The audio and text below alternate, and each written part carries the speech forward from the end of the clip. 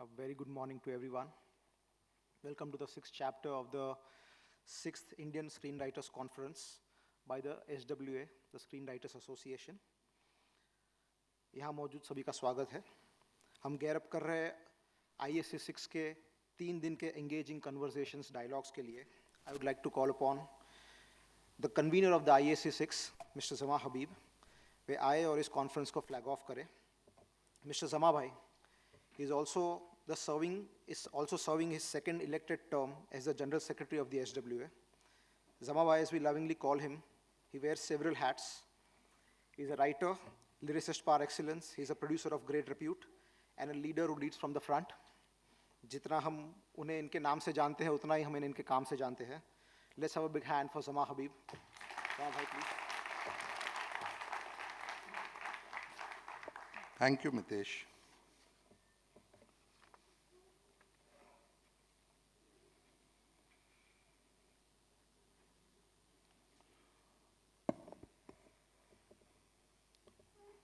मेरे राइटर दोस्तों, स्वागत है आपका. बहुत बहुत शुक्रिया कि आप आए. कुछ लोग जो नहीं आए, मुझे समझ में नहीं आया कि क्यों नहीं आए. किसी ने शायद कहा कि इस बार टिकट कुछ महंगा है, किसी को पता नहीं चला कि हम ये कर रहे हैं. हालात जैसे हैं, टिकट अब इससे सस्ता भी नहीं हो सकता. आईफोन से कितना सस्ता करें हम. स्टारबक्स की कॉफ़ी तो हम पी लेते हैं. यहाँ पे वो 3 दिन की इतनी बातें होंगी जिसको सीखने के लिए शायद इससे भी ज़्यादा अगर देना पड़े तो कोई फ़र्क नहीं पड़ता. बहरहाल, ISC 6 की शुरुआत सबसे पहले 2018 में हमने किया था. ये ISC 2020 में हमें अगला करना था, जो नहीं कर पाए. वजह आप सब जानते हैं. इन 4 सालों में हमने अपने बहुत सारे राइटर दोस्तों को खोया है. आपके कुछ करीबी भी होंगे, कुछ ऐसे होंगे जिनको आप दूर से जानते हैं, जिनके काम से जानते हैं. उन राइटर्स की जो अब हमारे बीच में नहीं रहे हैं, उनकी श्रद्धांजलि के लिए आप लोग प्लीज़ 2 मिनट के लिए खड़े हो जाएं. Thank you.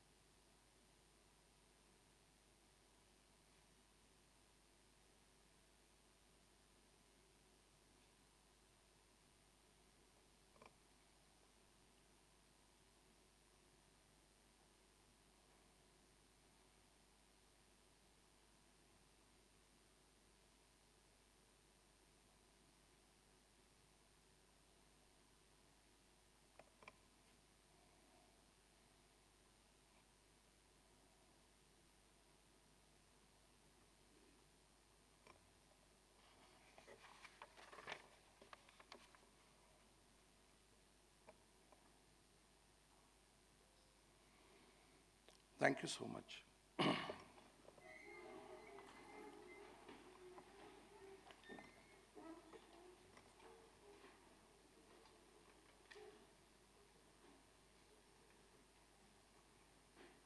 1987 में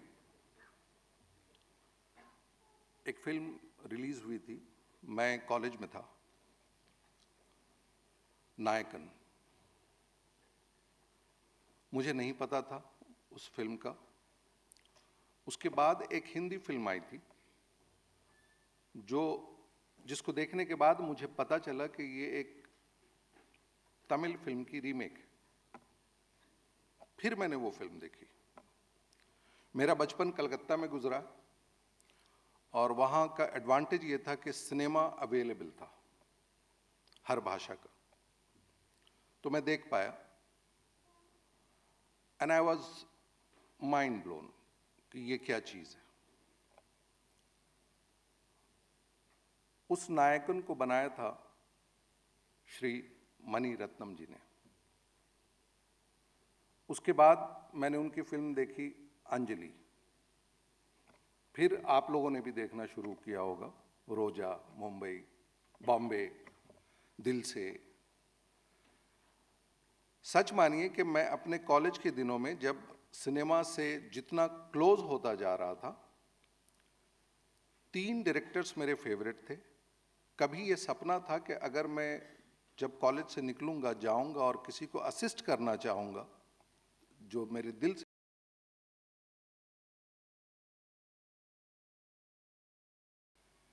मेरी बदनसीबी मैं उन तक नहीं पहुंच पाया, जिसका अफसोस जिंदगी भर रहेगा।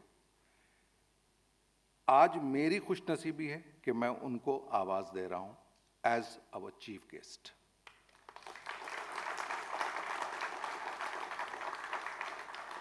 मैं मणि रत्नम जी को स्टेज पे बुलाना चाहूंगा। Please sir.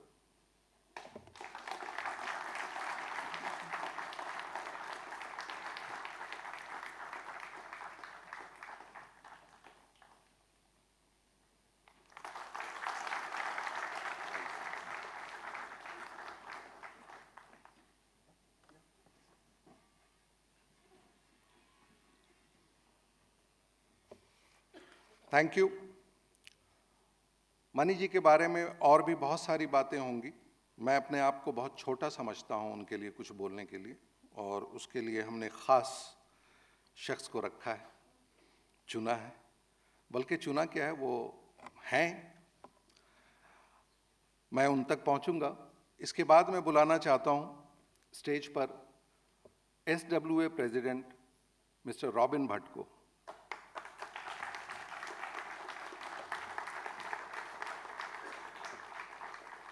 रॉबिन दा, जो हम प्यार से कहते हैं, रॉबिन दा को आप सिर्फ SWA प्रेसिडेंट के तौर पे न देखें। ये ऑलमोस्ट 75 फिल्म्स के राइटर्स हैं।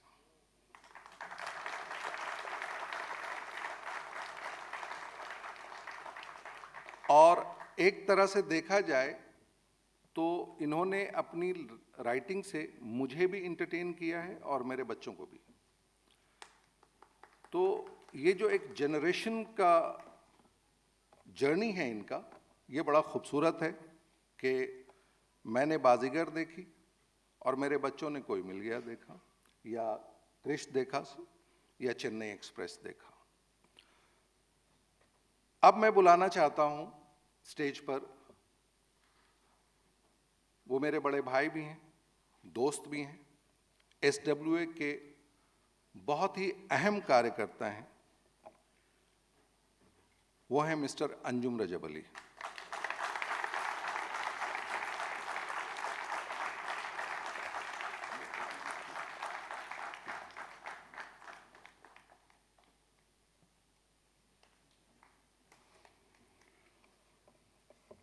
अंजुम रजब अली, इस नाम से आप सब वाकिफ हैं।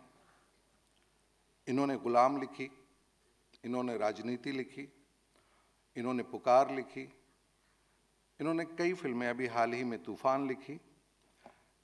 मेरा और अंजुम भाई का रिश्ता जो है वो फिल्म से ज़्यादा एक पर्सनल रिश्ता है। ये खुद भी राइटर्स के लिए बहुत कुछ करना चाहते हैं और ऐसे ऐसे लोगों को चुनते हैं जिनमें इच्छा हो राइटर्स के लिए करने की, और इस वजह से इन्होंने मुझे भी पकड़ा हुआ है, बल्कि दबोच के रखा हुआ है। अंजुम भाई के बहुत स्टूडेंट्स होंगे यहाँ पे जिन्होंने इनसे बहुत कुछ सीखा है, स्क्रीन प्ले के क्राफ्ट सीखा है। मैं इनकी बातों से मैंने बहुत कुछ सीखा है। मैं इनका स्टूडेंट नहीं रहा हूँ, लेकिन बातों से बहुत कुछ सीखा है।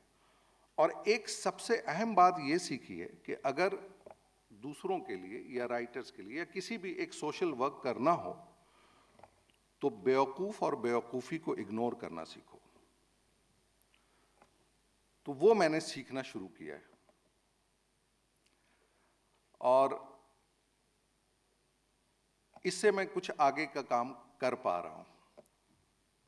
ये ISC Indian screen writers conference, इसका ये 6ठा एडिशन है। अंजुम भाई को मैंने स्टेज पे इसलिए बुलाया है,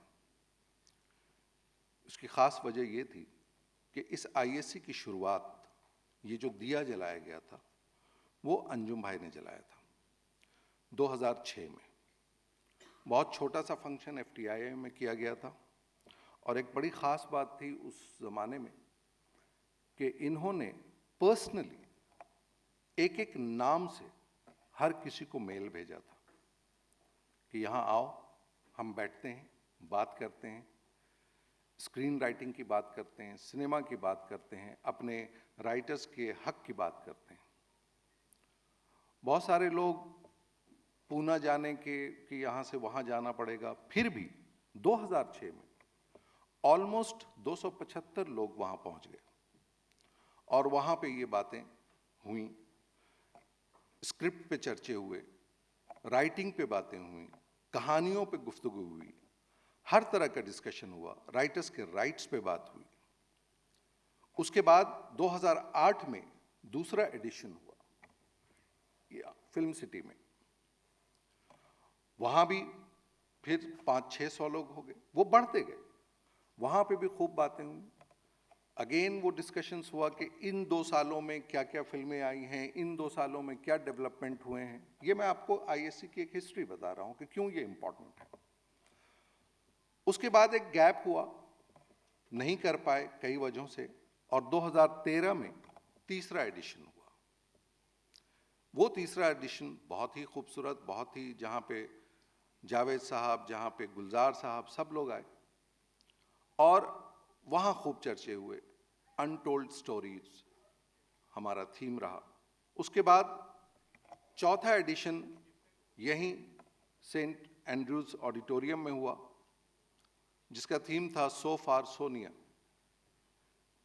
इट्स लाइक कि क्या पाया है, कहाँ खो गए हम, क्या खोया है, कहाँ तक पहुँचे हैं, क्या छूट गया है, उस पे बातें हुई।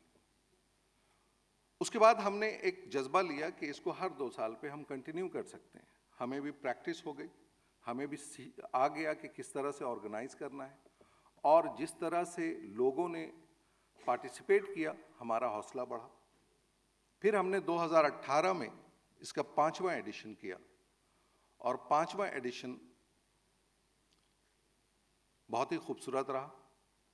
उसका थीम था where the mind is without fear, जहाँ पे हम राइटर्स के उस खौफ को हम डिस्कस कर रहे थे कि कभी कमर्शियलिज्म का खौफ है, कभी पॉलिटिकल डर है, कभी प्रोड्यूसर का डर है, कभी एक्टर का डर है कि ये कहानी तो लिख लूँ, ये एक्टर पता नहीं ये मानेगा कि नहीं मानेगा, और उस खौफ से जूझना हर राइटर को पड़ रहा है। इस पे हमने बात की। 2020 में हम नहीं कर पाए। इस बार जब हमने सोचा कि इसको फिर से रिवाइव किया जाए और आगे बढ़ाया जाए, तो हमारी यही बात हुई कि अब क्या थीम रखा जाए। लेकिन इन 2-3 सालों में आपने ये देखा होगा कि जिस तरह से सिनेमा वर्क कर रहा है, जिस तरह से टीवी वर्क कर रहा है, जिस तरह से वेब के शोज बन रहे हैं, पिछले खास तौर से 1 साल में हम पे, यानी हिंदी राइटर्स पे एक सवालिया निशान आया हुआ है कि हम कर क्या रहे हैं, हम लिख पा रहे हैं कि नहीं, हम अच्छी कहानियां दे पा रहे हैं कि नहीं, हमारी चीजें फ्लॉप क्यों हो रही हैं, हमारी चीजें वर्क क्यों नहीं कर रही हैं। इस वजह से ये सवाल आया, हम हैं क्या। And that's why the theme is who am आई।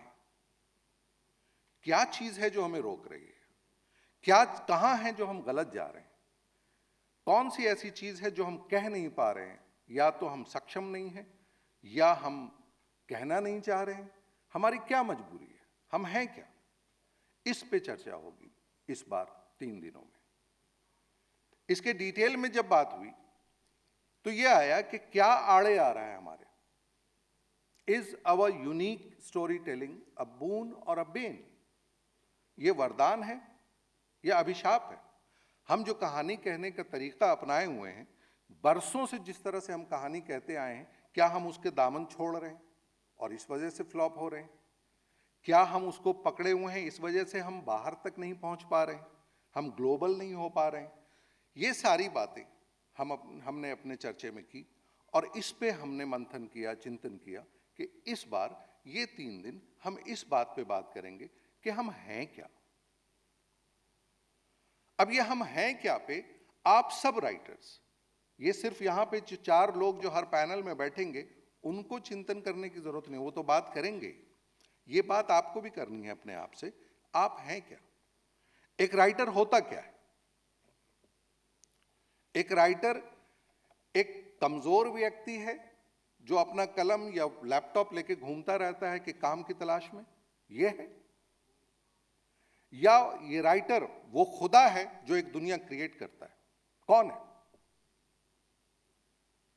अगर वो खुदा है, ये सोचता है कि मैं एक दुनिया क्रिएट करता हूं और उस दुनिया में मैं कई किरदार, कई कैरेक्टर्स को लेके आता हूं, वो मेरा बनाया हुआ है, उसकी ताकत अलग होगी, उसके अंदर का जज्बा अलग होगा।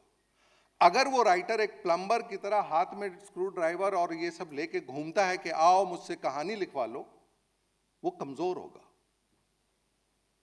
ये हु एम आई बहुत ही पर्टिनेंट क्वेश्चन है, इसको हम सबको अपने आप से पूछना है कि मैं कौन हूं? मैं सब्जेक्ट हूं एक प्रोजेक्ट का या मैं क्रिएटर हूं? ये आपका पर्सपेक्टिव बदलेगा, ये आपकी सोच बदलेगी। अगर आपने जैसे ही सोचा कि मैं क्रिएटर हूं, आपके अंदर ताकत आ जाएगी, जो ताकत पिछले 2-3 साल में मैं अपने राइटर दोस्तों में नहीं देख रहा हूं। परेशान है, हर कोई परेशान है। क्या लिखूं, कैसे लिखूं? कैसे लिखूं ये क्राफ्ट सीख सकते हैं, क्या लिखूं ये तो सोचना है, ये आपके अंदर से आएगा। और ये राइटर के अंदर से ये क्या लिखने की जो चीज है वो कहां से आती है? राइटर आप क्या हैं? आप जब सोशियो इकोनॉमिक पॉलिटिकल चीजों पे नजर रखते हैं तब आप अपने किरदार को देख पाते हैं, तब आप अपनी दुनिया को देख पाते हैं। लेकिन हो क्या रहा है कि हम वो चीजें नहीं देख रहे, हम अपने सराउंडिंग को नहीं पहचान रहे और यही वजह है कि हम किरदार नहीं ढूंढ पा रहे। 60s ले लीजिए, 70s की फिल्में ले लीजिए, रोटी कपड़ा और मकान अगर एक फिल्म बनाते हैं मनोज कुमार, उसमें सोशल इशू है, उसमें बेरोजगारी है, उसमें मटेरियलिज्म का थीम है कि कैसे एक जीनत अमान अपने मतलब एक लैडर लेके यूज करके चली गई और इस अपने प्यार को छोड़ दिया। कैसे एक आदमी जिसने अपनी ईमानदारी को छोड़ के जब अपनी नौकरी चाहिए और उसने बेईमानी का रास्ता छोड़ के फिर वो फौज में चला गया। वो 3 कहानियां, रोटी कपड़ा और मकान, 3 सब्जेक्ट हैं आपके पास जो एक में समाये हुए हैं। आप एक एक लाइन में एक थीम देखेंगे। राम तेरी गंगा मैली, पहले सीन में, पहले शॉट में 2 ग्लास में पानी है, एक बिल्कुल क्लीन वाटर और दूसरा पॉल्यूटेड वाटर, और वो कह रहे हैं कि ये गंगोत्री से निकल कर हुगली तक पहुंचते पहुंचते ये पानी गंदा हो चुका है। और उसके बाद वो जर्नी एक गंगा की है, एक प्योरिटी की है कि वो कैसे करके वो जमुना मतलब वो कई सफर करते हुए बनारस से होते हुए और ये हुगली तक पहुंचते, कलकत्ता तक पहुंचते हुए वो कैसे प्रदूषित हुई है। क्या हम इस तरह से सोच रहे हैं? मुझे लग रहा है कि हम ऐसे नहीं सोच रहे हैं। एक बहुत ही कमर्शियल फिल्म का मैं एग्जांपल देता हूं। मनमोहन देसाई की एक फिल्म थी नसीब। पहले सीन में 4 दोस्त होते हैं, एक छोटे से ईरानी होटल में खा रहे होते हैं। एक आदमी दूसरा जो ड्रंकर्ड है वो खा के और वो पैसे नहीं दे पा रहा है और होटल वाला कहता है कि तुम्हें पैसे देने होंगे। वो बोलता है मेरे पास पैसे नहीं है, मतलब मेरे पास ये लॉटरी का टिकट है, लेना है तो ले लो। और ये 4 दोस्त, अमजद खान, कादिर खान, प्राण और एक नाम मैं भूल रहा हूं, जीवन आई थिंक, ये चारों लोग वो खरीद लेते हैं और उसका पैसा पे कर देते हैं। दूसरे दिन वो लॉटरी लग जाती है। अब ये चारों में लालच आ जाता है। वो चारों प्राण को और सबको, वो किसी को एक को मार देते हैं, दूसरे पे प्राण पे इल्जाम लग जाता है और वो जेल चला जाता है, उसके सारे बच्चे बिछड़ जाते हैं। यहाँ से अब मनमोहन देसाई के अपना टिपिकल फॉर्मूला शुरू होता है कि सारे बच्चे कैसे बिछड़ गए और ये कर गए। वो पूरी फिल्म हर तरह से बिखरते हुए और सारे कमर्शियल चीज़ों को कैप्चर करते हुए जब एंड में सब कुछ हो रहा होता है, वो ईरानी होटल ये खरीद चुके हैं और वहाँ पे वही आदमी अमिताभ बच्चन जो वेटर बना हुआ घूम रहा है और वो ड्रंकर्ड फिर से बोलता है मेरे पास पैसे नहीं है, चाहे तो ये लॉटरी का टिकट खरीद लो, ले लो। और प्राण आते हैं कि नहीं, इसका हमेशा फ्री रखना, ये जब भी आए जो भी खाना चाहे खा ले। और उसको बोलता है कि कभी भी अपना नसीब किसी को मत दिया करना। ये थीम है। आप सोचिए एक बहुत ही कमर्शियल फिल्म का कितना गहरा थीम है। क्या आप लिखने से पहले थीम सोच रहे हैं? आप कहना क्या चाह रहे हैं? आप सोच रहे हैं? मैं मनी जी की एक फिल्म की मिसाल दूंगा, नायकन। जब मैंने पहली बार देखा मुझे एक गैंगस्टर फिल्म लगी। जवान आदमी था, यंगस्टर, जो भी 17-18 साल का, मेरे लिए एक गैंगस्टर फिल्म थी। फिर जब बाद में देखा तो मुझे उसके सोशियो पॉलिटिकल अंडरकरंट का पता चला कि कैसे एक बॉम्बे के शहर में एक तमिलियन का सर्वाइवल किस चीज पे कितनी मुश्किल से वो बेस कर रहा है।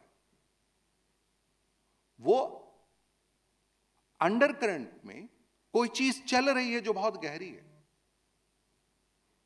रोजा अगर आप देखते हैं तो कोई अंडरकरंट में कोई चीज चल रही है जो बहुत गहरी है।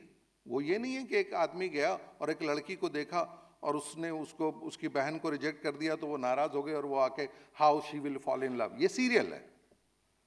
उसी फिल्म का जब हम सीरियल बनाते हैं तो बिल्कुल ऐसे ही हल्के लेवल पे बनाते हैं। सो हु एम आई, ये सोचना हम सब का काम है और ये सोचना बहुत जरूरी है। आज फिल्में बन रही हैं। आप देखिए हम पिछले 10 साल में हम कहां कहां टूटे हैं, कहां कहां अलग हुए हैं, अपने समाज से अलग हुए हैं। हम स्विट्जरलैंड घूम रहे थे, कानपुर में, जबलपुर में भी एक जिंदगी है वो हम छोड़ रहे थे। हमने क्या किया कि राहुल और राज के चक्कर में विजय को भूल गए और साउथ से अब वो विजय दे रहे हैं।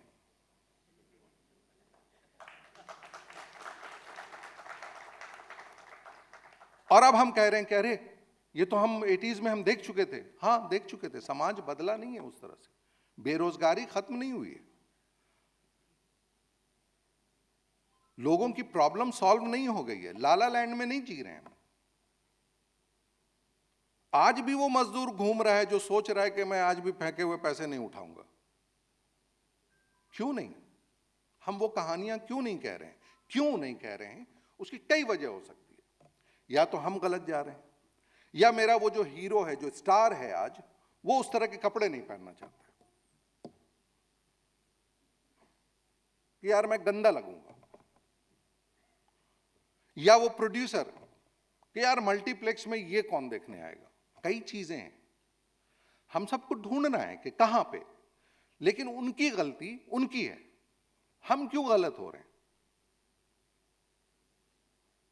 वो हमें यहां ये इस मंच पे मुझे किसी प्रोड्यूसर की शिकायत नहीं करनी है, मुझे कोई एक्टर की शिकायत नहीं करनी है। हम चूंकि आपस में एक फ्रेटर्निटी हैं, हम आपस में बैठ के अपनी शिकायत करेंगे, हम अपने एक दूसरे की कमियां निकालेंगे, वो हमारे लिए फायदेमंद होगा, क्योंकि उससे हम कुछ सीखेंगे और सीख के एक बदलाव लाने की कोशिश करेंगे। बहुत सारे राइटर्स हैं, कहानियां नहीं है उनके पास। भाई राइटर्स किस बात के? हम तो उस कल्चर से आए हैं जहां हमारी बुआ जी के पास कहानी है, हमारी मेड के पास कहानी है। सब्जी लाने भेज दीजिए, 10 मिनट लेट हो जाए, वो ऐसी कहानी सुना देगी कि आप कन्विंस हो जाएंगे कि क्यों लेट हुई है। बड़ी कहानी, गहरी कहानी कहनी है तो हमारे पास अपना कल्चर है, महाभारत है, महाभारत के एक एक चैप्टर को आप 10 बार पढ़िएगा, 10 कहानी निकालिएगा। और उससे भी बड़ा हमारा अपना समाज है जिसमें आप जी रहे हैं, जहां पे रोज आप लोगों से इंटरैक्ट कर रहे हैं। प्रॉब्लम क्या है कि जब आप पहली बार इलाहाबाद से या कलकत्ते से या कहीं और किसी शहर से जब आते हैं तो ट्रेन से आते हैं, और ट्रेन से आके आप बहुत सारे लोगों से मिलते हैं, वहां पे अपना डब्बा भी खोलते हैं और साथ में कुछ खाते हुए शेयर भी करते हैं। तीसरी बार से आप फ्लाइट पे आने लगते हैं, और जब से आप फ्लाइट पे आने लगते हैं आप किसी से बात नहीं करते हैं, आपका इंटरैक्शन खत्म हो चुका होता है। और जब आपका इंटरैक्शन खत्म हो जाता है आपके पास किरदार नहीं रहते।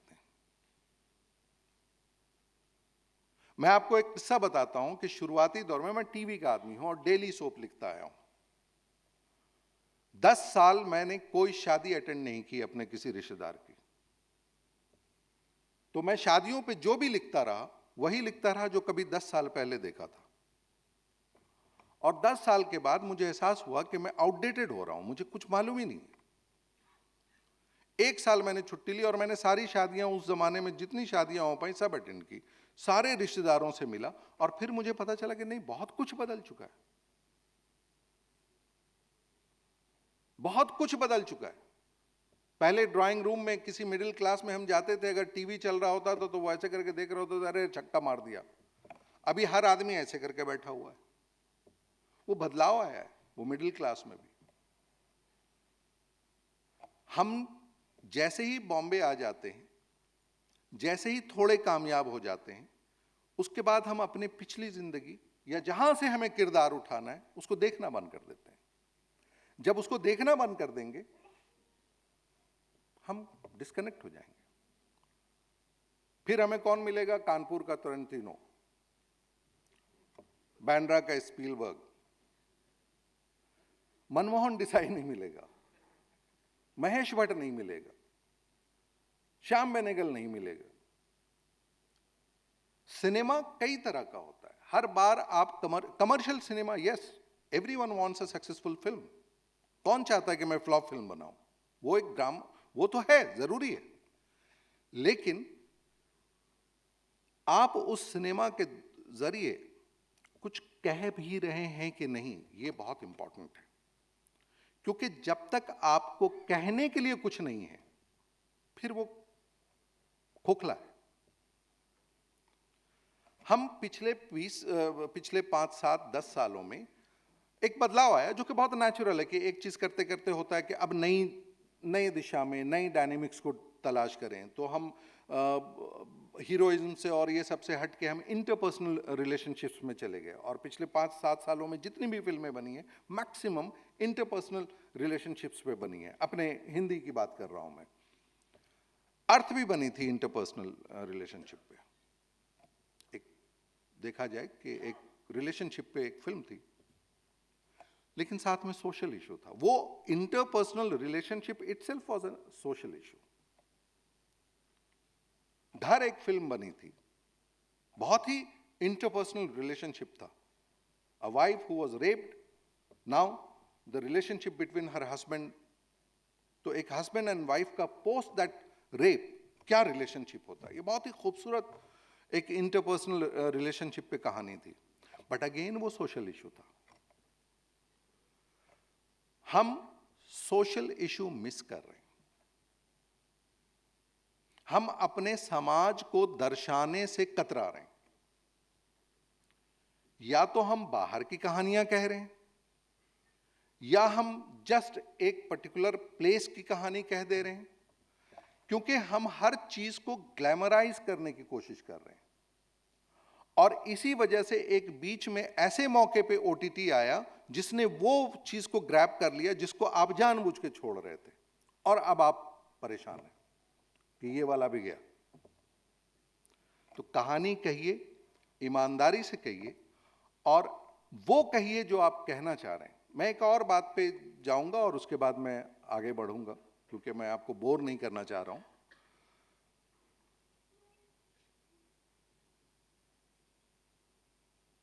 एक जब आप अपनी कहानी लेके आते हैं और एक दूसरे की कहानी लिखते हैं, मिजाज का फर्क हो जाता है कि ये आपका थॉट है, ये आपकी चीज है जिसको मैं सजाने की, बहुत अच्छे से करने की कोशिश कर रहा हूं। आपकी ओनरशिप कम हो जाती है वहां पे। लेकिन जब आपकी अपनी कहानी है, जब आप अपनी कहानी लेके जब शुरू होते हैं, तो वो होता है आपको उससे बहुत ज्यादा प्यार रहता है। आपकी ओनरशिप आपकी ताकत बन जाती है। आप उसके एक एक बदलाव पे झगड़ा करते हैं, चिढ़ते हैं। आप चाहते हैं कन्विंस करना कि नहीं, मैंने बहुत ऐसा सोचा था, वैसा सोचा था, मेरा मकसद ये था। वो ओनरशिप लाने की कोशिश कीजिए। कल आप में से जो भी लोग रहे होंगे अवार्ड फंक्शन में, आपने सुना होगा जावेद साहब ने भी क्या क्या कहा कि वो ताकत, वो चीज तो आपको लानी होगी। हम क्रेडिट के लिए लड़ रहे हैं। क्यों लड़ रहे हैं? मतलब दुहाइयां दे रहे हैं कि हमें क्रेडिट नहीं मिल रहा है। क्यों? हम में से वो सलीम जावेद क्यों नहीं पैदा हो रहा है जो खुद जाके अपने पोस्टर पे लिख दे कि रिटन बाय? क्योंकि आपकी ओनरशिप नहीं है। आप अंदर से खुद को कमजोर किए हुए हैं। आपके अंदर की वो ताकत ही नहीं है कि यार ये तो मेरा है, मेरा नाम कैसे छीन सकता है। मैंने किया है, मैं एपिसोड जाने नहीं दिया। मैंने कई काम ऐसे भी किए हैं जिसमें अपना नाम हटवा लिया है कि वो चीज मेरी होनी भी नहीं चाहिए। तो ये ओनरशिप आपको लाना होगा अपने अंदर, क्योंकि आपको, आपका ओनरशिप ही आपको ताकत देगा। जिस बच्चे को आप खुद जन्म दे चुके होंगे, उसमें आप बहुत अथॉरिटी के साथ आप उसको अपने पास रखना चाहेंगे। यस, ये कोलैबोरेटिव आर्ट है, वो है, ठीक है, लेकिन चीज आपकी है। डायरेक्टर तो म्यूजिक भी अप्रूव कर रहा है, कॉस्ट्यूम भी अप्रूव कर रहा है, दूसरी चीजें भी अप्रूव कर रहा है, क्योंकि वो एक ऑन द होल वो चीजों को देख रहा है, तो वो अप्रूव कर रहा है। लेकिन हर चीज की अपनी अपनी ओनरशिप है हर आदमी की। हम फिसल जाते हैं। क्यों फिसल जाते हैं? क्योंकि हमें उस चीज से उतना लगाव ही नहीं है। वो लगाव ना होना आपकी कमजोरी है। आपने एक जॉब की तरह लिया हुआ है। मैं टीवी पे आऊंगा, टीवी में देखिए आप जो हालात बदल रहे हैं। आई डोंट नो कितने लोग यहां पे टीवी से आए हुए हैं, कुछ हैं टीवी के? अच्छा, बहुत कम है। उनके पास वक्त ही नहीं है। डेली सोप लिखना है सुबह से शाम। अब तो 7 दिन हो गया है, पहले 5 दिन था, फिर 6 दिन हुआ, अब 7 दिन, रोज के रोज एपिसोड्स लिखना है। तो एक मजदूरी है, चल रहा है। पिछले 2-3 साल में रीमेक्स आ रहे हैं कि बंगाल का शो बना लो, तमिल का शो बना लो, तेलुगु का शो बना लो। अब देखिए वहां भी हमारे साथ वो हो रहा है कि अब हिंदी के लिए आपके पास सब्जेक्ट ही नहीं है। अच्छा, मजे की बात यह है कि एक रीजनल लेवल पे बहुत अच्छे शोज आते थे। मैंने खुद किया है बंगाली शोज काफी, मैंने खुद लिखा है। और मैं इस तरह से लिखता था कि यहाँ पे अगर एक कमर्शियल चीज लिख रहा हूँ, वहां पे बड़ी अच्छी चीज अपने दिल की लिख रहा हूँ और मुझे क्रिएटिव सेटिस्फैक्शन मिलता था। पैसे कम मिलते थे बिकॉज उनका बजट बहुत कम होता था। वहां पहले उनको बिगाड़ दिया, हमारी अच्छी चीजों को जो भी थी उसको और खराब बनवा के, और फिर वही खराब माल को अब हमसे फिर दोबारा और खराब बनवा रहे हैं। और हम सारे राइटर्स बड़े फख्र से लिख भी रहे हैं। वो क्यों लिख रहे हैं? उनको कोई मतलब नहीं है। उनको एपिसोड इतना रुपया इंटू इतना मल्टीप्लाइड बाय इतना मंथली चेक मेरा ये आ रहा है, बात खत्म। अब उसमें कहां से आप ओनरशिप कहां से लाएंगे?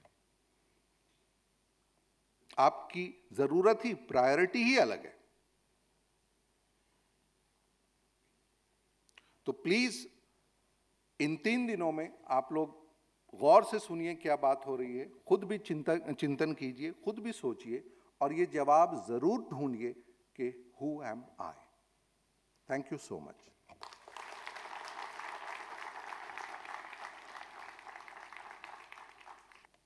अब मैं बुलाना चाहूंगा अपने प्रेसिडेंट मिस्टर रॉबिन भट्ट को, वो आपसे कुछ कहना चाहेंगे। Thank you.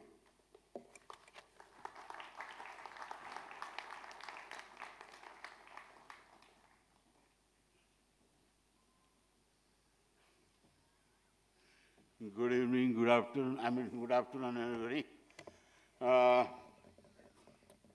बहुत बढ़िया दिन है आज का।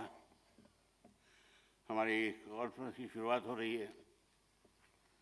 जैसे हम पूजा में गणेश जी की आराधना से हर एक शुभ काम की बिगिनिंग करते हैं, तो आज मणि सर हमारे साथ हैं। For us sir, you are nothing less than Ganesh.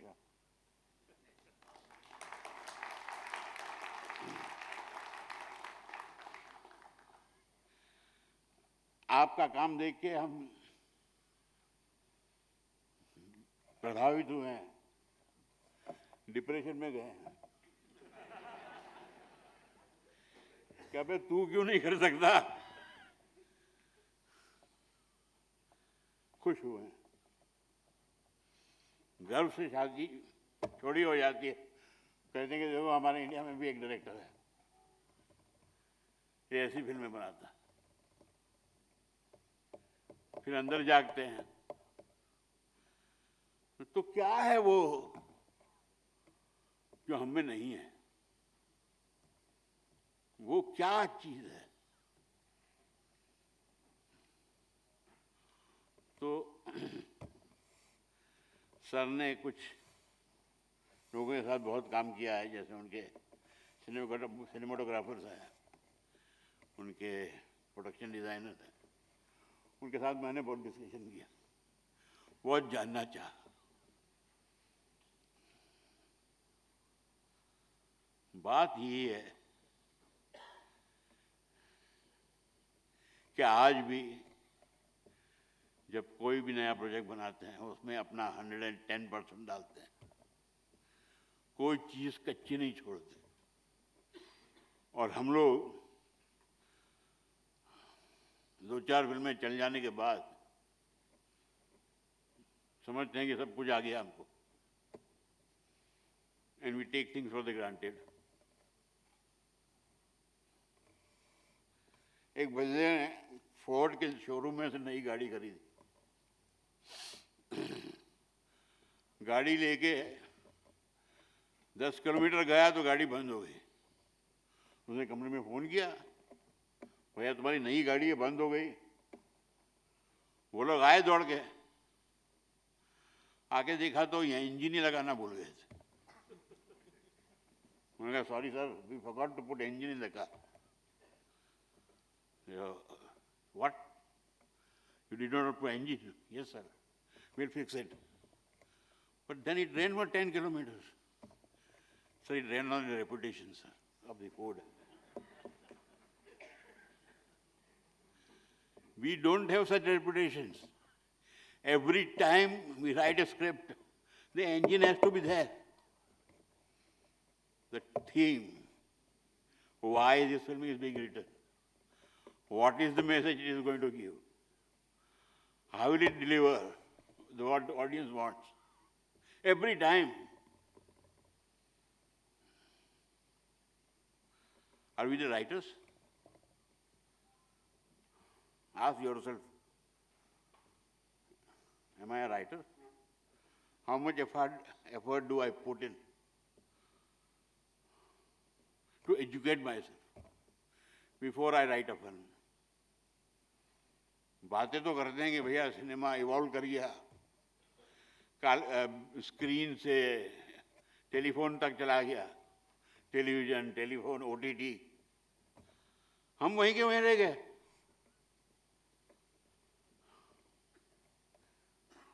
A writer has to evolve side by side, or maybe one step ahead of the cinema. Then only he will survive, then only he will deliver.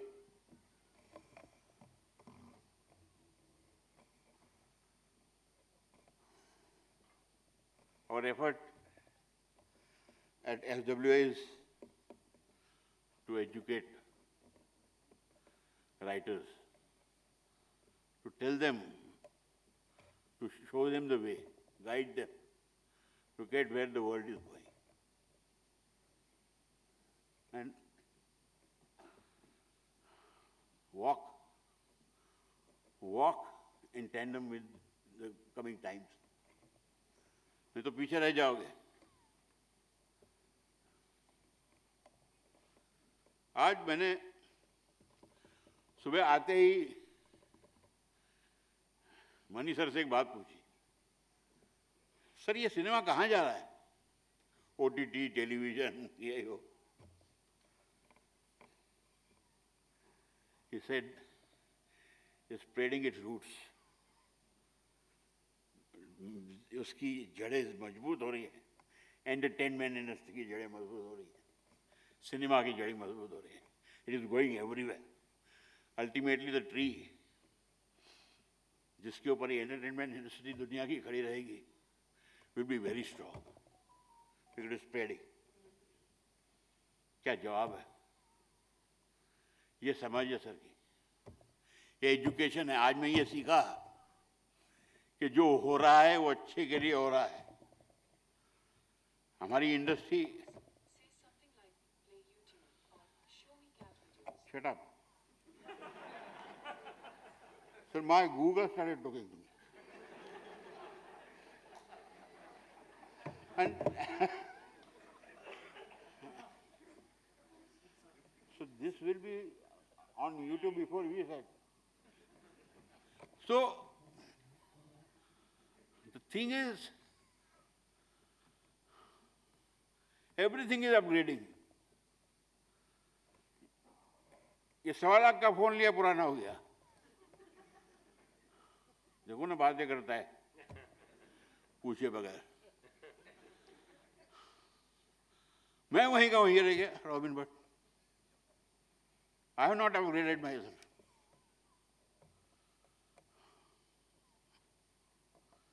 It's time for me, the writer, to evolve and upgrade myself.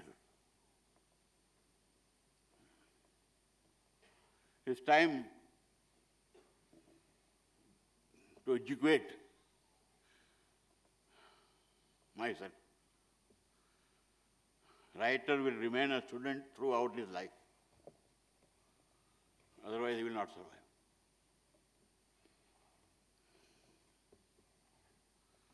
So this is the conference. Who am I? Am I a writer? What do I write? How am I writing? Am I honest to my writing or to myself? क्या एक scene लिख के आपने 10 बार फाड़ा है क्योंकि आपको खुद को पसंद नहीं आया?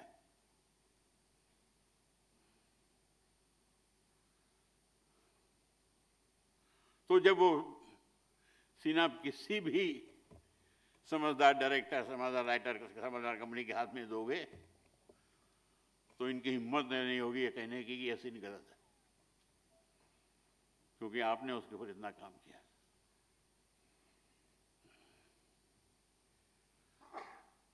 I think reputation फोर्ड की है, हमारी नहीं है. हम बगैर बिजली इंजन की गाड़ी नहीं चला सकेंगे. We'll have to work hard to move ahead in this time of changing cinema.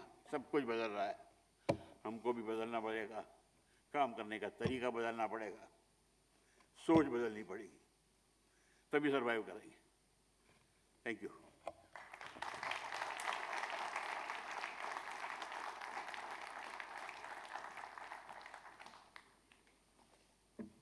मैं जानता हूं मैंने ज़्यादा वक्त ले लिया था और तो अब आपके सामने होंगे मनी रत्नम सर जो बात करेंगे अंजुम भाई से.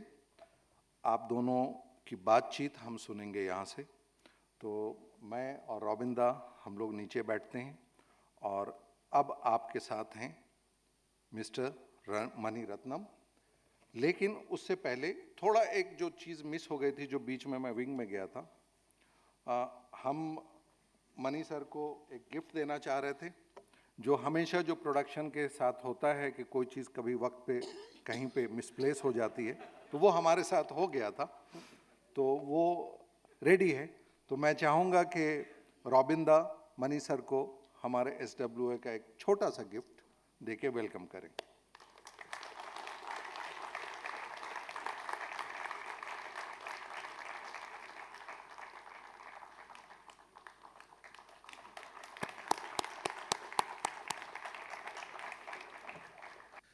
Thank you very much, Zama Saab, Robin.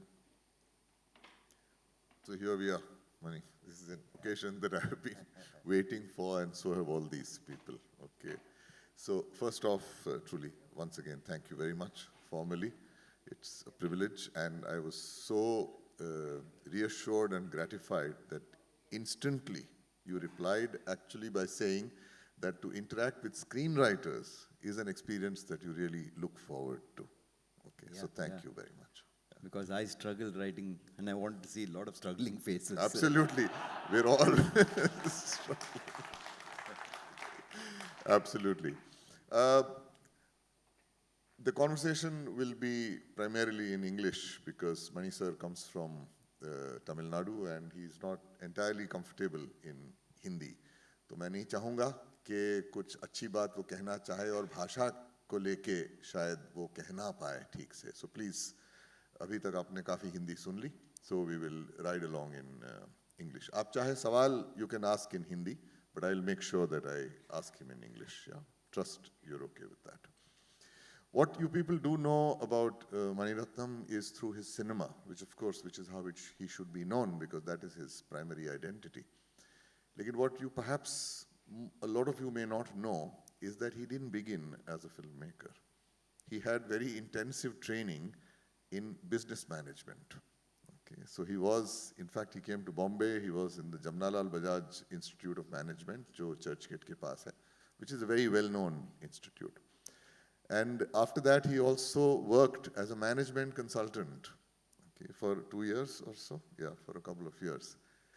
And I'm going to touch upon his journey after that.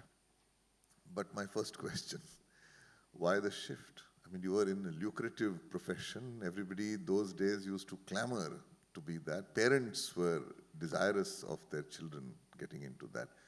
Why did you give it up so abruptly?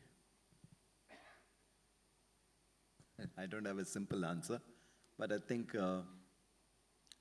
till you're studying, you're getting educated, there is a sense of idealism inside you. You know, you believe that, you believe in truth, you believe in something which can be, effective when you come out in life. But when you come out and start working, sometimes it's a bit disillusioning, that all jobs are not as good as being a student. So I think, honestly, that was my first thing. Being a consultant, sometimes you're doing a job where you're doing a project for a company. The company doesn't need that project. It doesn't need a cost accounting system, but they'll hire you to devise a cost accounting system just so that it can be said outside that we have a team working on it and things like that. There are a lot of times, and we, as a consultant, will go sell them the idea that you need this to be fitted, So there is a lot of imagination, a lot of fantasy, and a lot of lies that go into it. So I was thinking that if I'm going to do that, might as well do it in films. Well, you put it in a slightly humorous, light-hearted way, but I'm quite sure that there must have also been this hunger to perhaps get into a creative expression and challenge yourself to tell your own stories? No, actually, I was not too sure. I was, I was trying to move between consultancy and getting into a regular corporate world, not consult, but work in the corporate world. But I gave myself a period of 6 months to 9 months to see whether I like it. I had no clue, whether I would be. A friend of mine was making a film at that time, so that door was open. So I moved, taking myself a 6-month gap. And so once I got into it, I'm here. No, still here. The 6 months is still continuing. Superb. Well, good for us that those 6 months paid off. And thank you to that friend of yours for having opened the door. See, Mani, we also, as writers, writing a story is, as we know, not just about utilizing the craft and focusing on the expression, that how is it that it will reach the audience, how will they receive it, etc. But it's also a self-discovery. With every new creative process that we undertake, we discover something of ourselves, and ourselves being a bundle of also the experiences that we've had.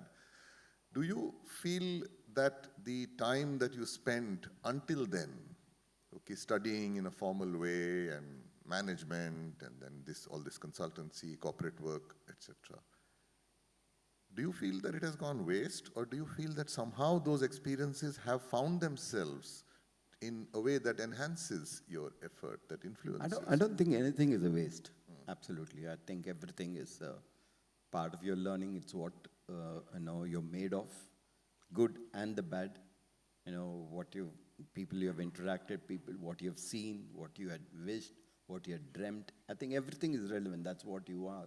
I think you're made up of all those. And so there's no regret on any of those counts. Yeah, but is there any specific way in which you can point out perhaps how that field, which is so completely different from you as a writer, director, filmmaker, that you feel, I have utilized that experience? If you want, literally speaking, without getting into the creative side of it, literally what education does, I feel, is to make you rational. Especially management teaches you that sense of rationality, sense of the fact that the whole is much more important than the individual pieces. And to look at it from a distance and not always be that close. Those are things that, you learn, and you learn not only from books, from teachers, but also from your classmates, people you're studying with. I think that's what this kind of institute does. It puts 30, 40 people together and, each of them help you grow. So it does, in a strange way, whatever I've learned there helped me in my writing. This was the strangest way. It didn't help me when doing a production scheduling. It didn't work too much. I thought that's where it'll help, but that's what one expects is the literal, yeah. It didn't, but it helped me, when I wrote first time, I had no clue how to write. The only creative piece that I've ever written before, my attempt was to write to my father asking for money. That must have been very creative, I must say. So that was the only writing that I had done before this. So I had to jump in. I had no clue how to do it, and would cling on to straws. I had zero exposure, so I had to just see something, read in the USI's library, find out, figure out, and I realized that you never really know. You just have to go struggle. Put your head against it and bang, bang, bang, and hopefully it'll open up sometime. Yeah, you've already given me a cue for my next question, but I am going to point one thing out. कि अगर money sir की फिल्में अगर अपन देखें खास करके script के ऊपर अगर नजर डालें, तो जो खूबसूरती जो आती है, the beauty that you see there, I've always felt is a combination of magic and mathematics that he brings in. Okay, it's intuition and intellect.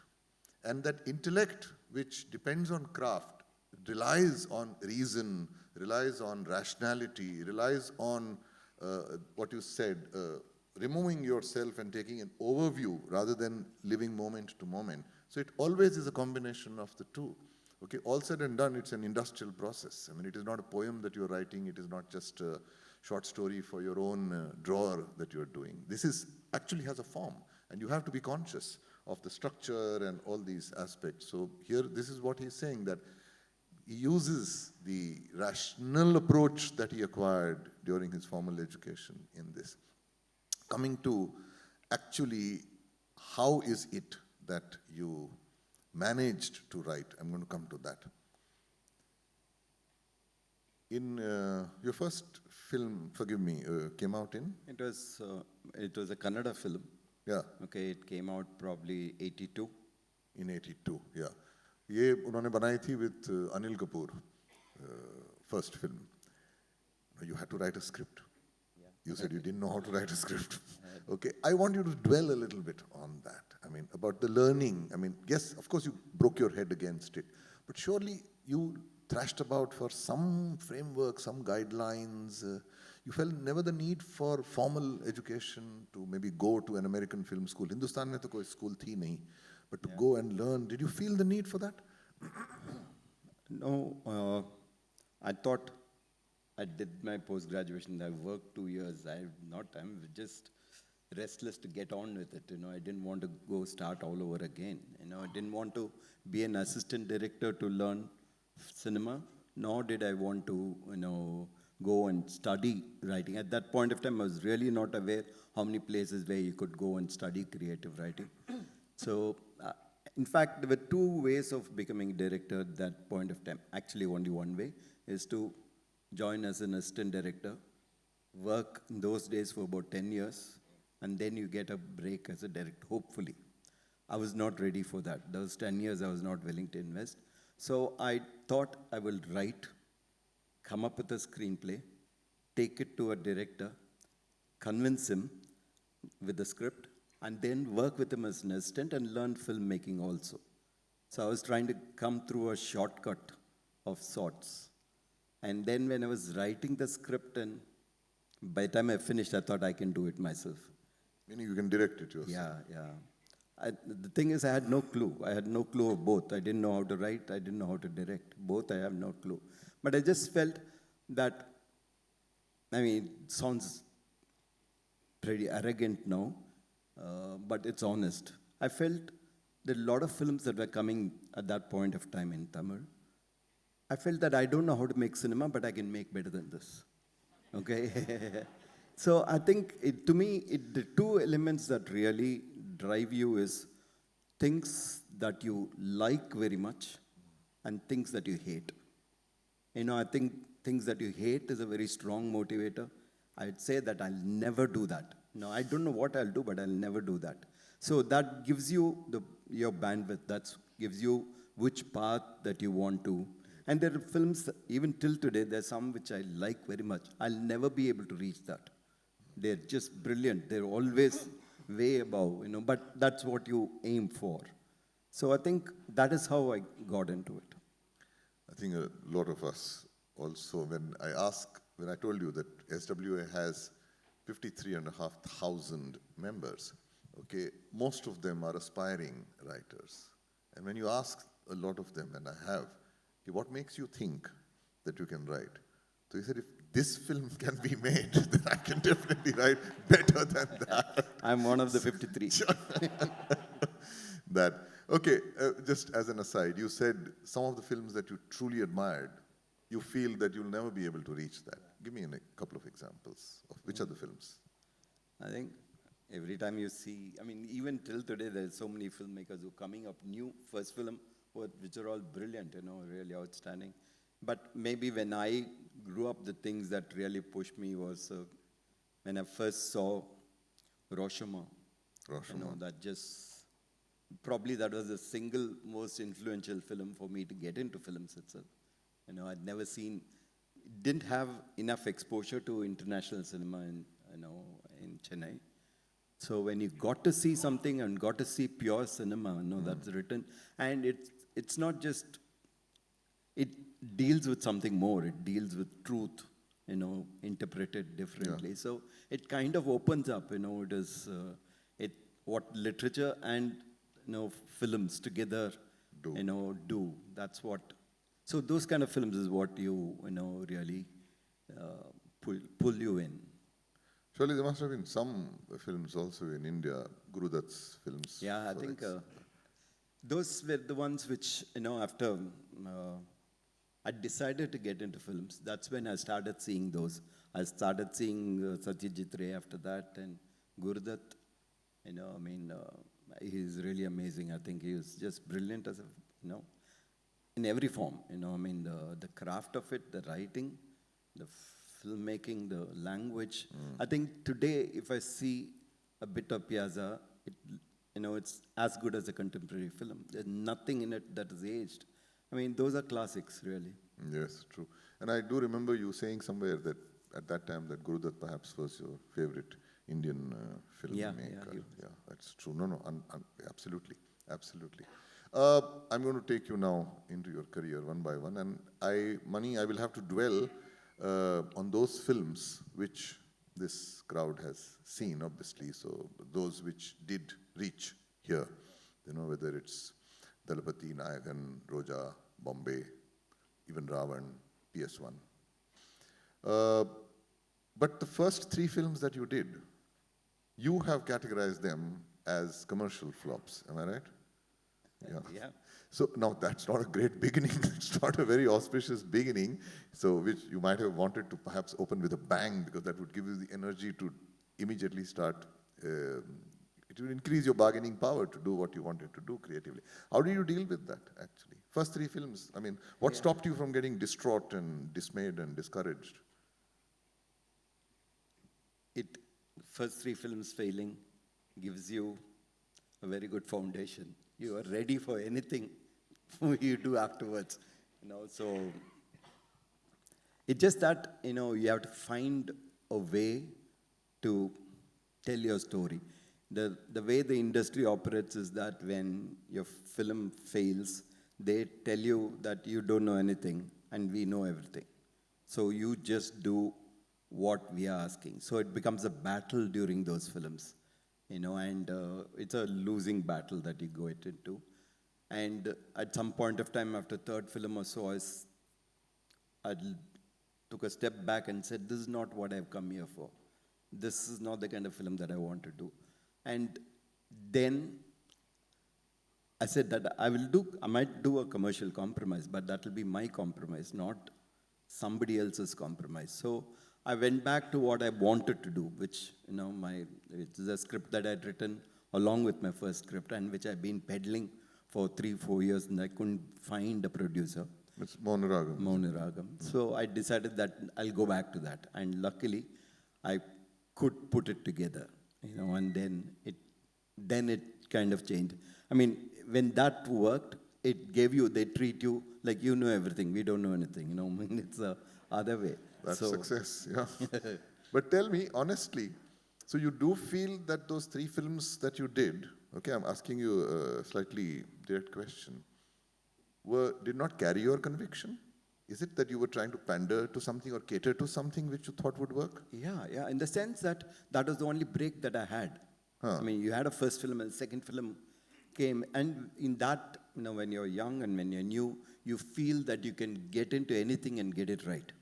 You can go set it right. That is the kind of blind belief that you go with. But when you go in, there's a battle. There's a battle between the producer with the writer sometimes, and there's the way of looking. It's not that, I've worked, my second film, I've worked with the producer in Malayalam. He had given two of the biggest hits before that in a genre, and I'm doing the third one. Okay, and he's got a style, he's got one which has worked very well, but that's not what I want to make. So it becomes a battle, and in the end it becomes neither this way nor that way, So, but you learn from all that. You learn, that you have to have a conviction, and you should be either willing to say no right at the beginning, or be strong enough to get your thoughts through, You should be open for things that can improve it, but that should be your call. You should think that, yes, that is valid. Otherwise, it's a problem. Well, no, I cannot agree with you more, and yet I want to point something out which is of relevance to all these people. But it's one thing to be stubborn about something, and it's another one to have conviction. And that conviction requires clarity. That means you need to be sure and confident कि हाँ जो मैं बोल रहा हूँ वो तरीका जितनी मेरी समझ है, as much as that. That is the best thing. And no matter if there is Mr. Bachchan opposite you or Mr. Shah Rukh Khan opposite you saying, no, I prefer it this way, or Mr. Karan Johar, your thing is, no, I do believe that this will work, right? That clarity is what is, I imagine, what carries you. Yeah, 100%. And when you have that clarity, what I'm trying to say is that it is not a very locked in, it's not that I won't move an inch away from this. It's not that it is a path that I'm saying. But if I'm able to take this is a constantly evolving thing. So I can take inputs from an actor, for example, when I try to, the scene is written and it is conceived and we're coming there and you're staging it. Okay? Now, from what you have written to what you shoot, it has to take a leap up. It has to evolve. What you do is you sit on a table and you write. You imagine things and you just write. So that is, in a way, logically, emotionally, it is correct. But when you come on, the same writing on screen has to take a different level. In the sense that somebody should make it, either it should be your shots or it should be the way you're cutting it, where you're staging it, what kind of light. Something should be able to elevate this writing, this cold writing, into something alive. Now, that actors do a lot of it. So if something is not comfortable when they say it, if it has to be done slightly differently, then you should be open. I can't say that I've written it this way, this is the only way it should be. So sometimes I think you have to give space for it to keep evolving. To grow. But the overall, I think, should remain constant. So one would say that there is a vision that you imbue the script with. And that vision, unless you find something drastically better to just overhaul the whole thing. But otherwise, that's, like you said, the path. Yeah. So that path is clear to you, that this is what I want out of this. More, not even path. I think more or less the structure, when you go to shoot, you really don't tamper too much with the structure. You tamper with the details, with, elevating it in some fashion. But I think if you constantly, keep changing the entire path itself, then that's when you're seeing only pixels and not the overall picture. Sure. So I think you should have a clear vision. It should be something, but it should not be totally rigid. It has to have a little breathing space. Yes, of course. I find that people who are very rigid are actually very scared people. They're very scared of change. They're scared of evolving. Let me just go back to this conviction thing. Okay, let's start with the process that you follow. And I'm more interested right now in the script. Okay, then we'll come to the rest. Okay, do you also start with an idea, meaning it's a concept, like it's a character who's facing a certain situation which you find very interesting and find great potential? Or is it that I want to make this kind of a film and therefore let me look for an idea? Okay. Generally, how do you deal with the starting point? I think sometimes mostly with an idea, mostly with an idea. And what is the genesis of the idea? Where does it come from? Yeah, I wish I knew. Okay, but how do you decide? Yeah, but it's something, at any point of time you think, whatever you see, you're scavenging. Anything that happens to you in your own life, even the most darkest thing, in one part of your mind is saying, this will make a good scene. You're scavenging out of, and you feel terrible that you're doing it, But it's that's like what cannibalizing yourself. Yeah, you're doing, constantly if something happens to somebody, you're still looking at it whether there is a story inside it. So you're telling me that many times when you face a tragic situation, whether it is your own pain or somebody else's, one part of your mind is thinking, how can I turn it into a scene? Yeah. Not only, you feel that it's a good scene, and if you do it, it should be this way, not some other way. So, but sorry, go on. No, that's where it is. So the ideas so the thought that comes in, something like this comes in, and you just make a note or it's in your mind. Some of them develop immediately, some of them just remain, dormant. But if it keeps coming back to you, then I feel that there's something in it for me, that if that idea still lingers with me for a long time, I might do 1 or 2 films and still, I keep going back to it, then I think that I can do it. Then I'll try to develop it, work on it, and that is where I start. Okay. So, let me take the example of Roja. Okay.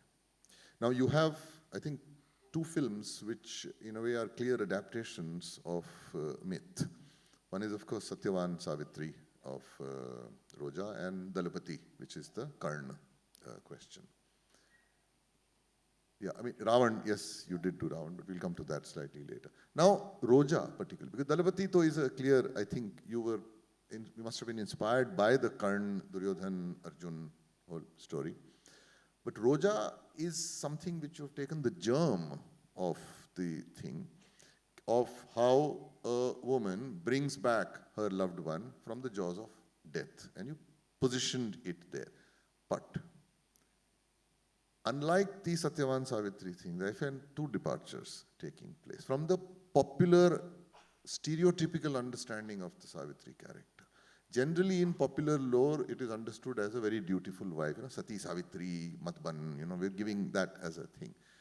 Whereas, I think you caught the spunk, the energy, the self-willedness of a Savitri, which is, I believe that is actually the original myth. Number 2, you spent an entire first half just on building the love story, right? I want to understand this process better, because I think that's the first film through which Mani Ratnam really broke out from Kashmir to Kanyakumari, am I right? Which is where suddenly everybody sat up and said, whoa, whoa, whoa, whoa, whoa, who's this man? Why is he not making more films which reach us? Talk to me about that, about the genesis of that idea of Roja, and how is it that you managed to structure it to, as I said, include this? Actually, the Roja started with something that happened. We remember that there was an engineer from South who had gone to Kashmir, and he was kidnapped and taken away. This is the Indian Oil Correct, thing, correct. Doraiswamy. Doraiswamy, right. Yeah. And there was a letter that his wife had written to the terrorist. Okay, and that letter was published. That letter was the genesis. It's very heartfelt appeal that she had made. Yeah, it was. I mean, she was talking to them and talking to them as an equal and telling them how, her husband is a genuine man, is a nice man, not hurt anyone. So please give him back to me, So this was the genesis. And the fact that it fits into Satyavan Savitri is, I didn't come from Satyavan Savitri to here. I went from this and surprised to find that a story that was, there, the myth that was there long back is still relevant today, So that parallel was just a parallel. Maybe that's why it resonates so easily to me, onto us. But sometimes you feel that what was true long back is true even now, and that kind of fascinates you. So that's where it came from. So it came from that single letter. And actually, when I first had the idea, I was not ready to do. I told it to a friend of mine, to an assistant of mine, saying that, why don't you do this? And he didn't want to do that. And then when you said do it, meaning actually set it in Kashmir, dealing with the backdrop of terrorism. Is that what? Yeah. I asked him, told him that he was trying to get into films and he was trying to make his first film. No, but is that what scared him off? I think he was a writer. He wanted to do his idea, not my idea, which I appreciated.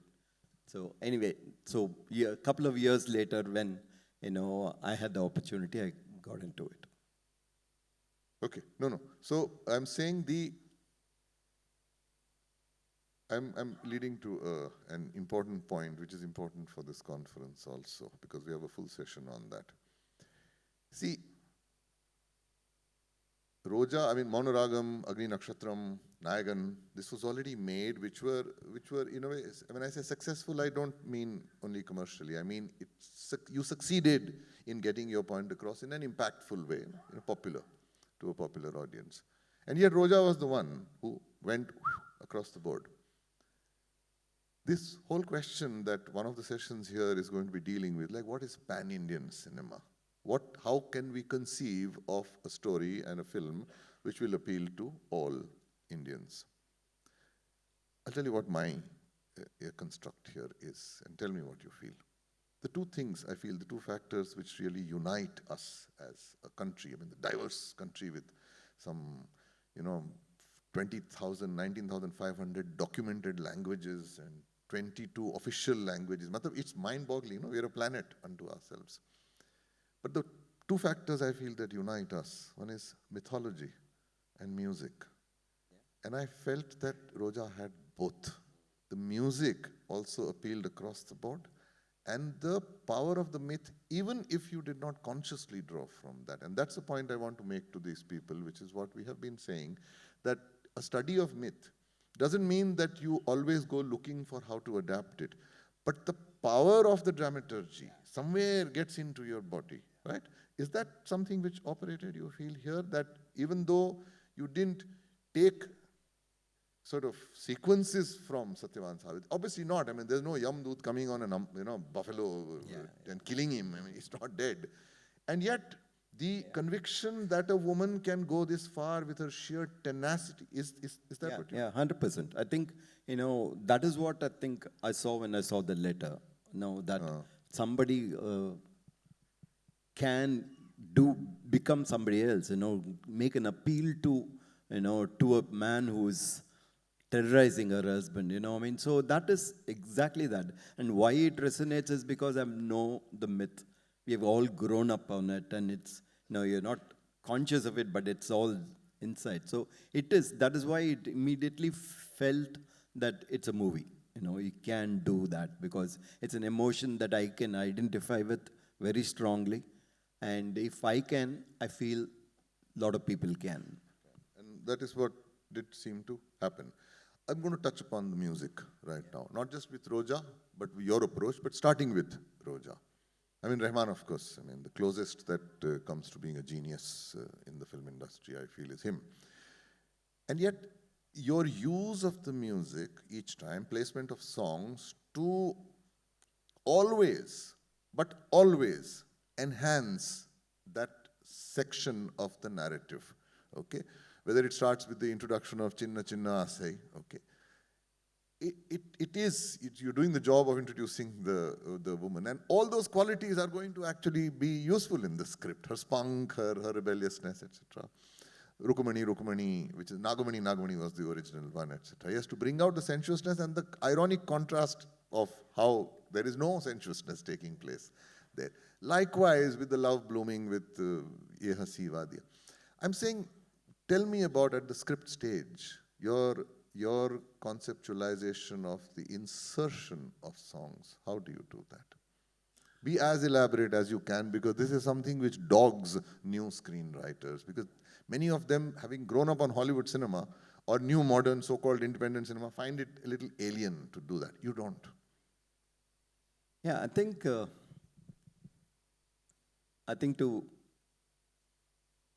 if you really like songs, if you like song being picturized, which I do. That's why I liked Gurudat so much, or Vijayanand so much. Because there's a beauty that only Indian cinema has, and if it is used in the screenplay to help it, sometimes there's no particular formula that I could figure out, but I feel it gives you an abstraction, which the logical script doesn't give you. As in how? In the sense that it can be a parabola, it can go up, float, come back, land onto the next stage. Even Chinna Chinna Asai, for example, you see, the film starts with an episode with the terrorists, where we introduce the terrorists, and then right across from Kashmir, we come to the tip of South India, and there is this absolute freedom, absolute, abandon that is there. And music really helps you to capture that. Instead of a scene which says that, I think this just does it so beautifully, and then we can land into the story. So it is an arc which is, which is a fantastic tool that we have, and we use it. In West, sometimes I feel everybody need pauses in the narrative and script. There they have shots of cars going across in a long bridge with a helicopter covering it. Just goes on, the music goes on. Instead of that, we are doing songs. Okay, it's a much better way to do it. This is beautiful.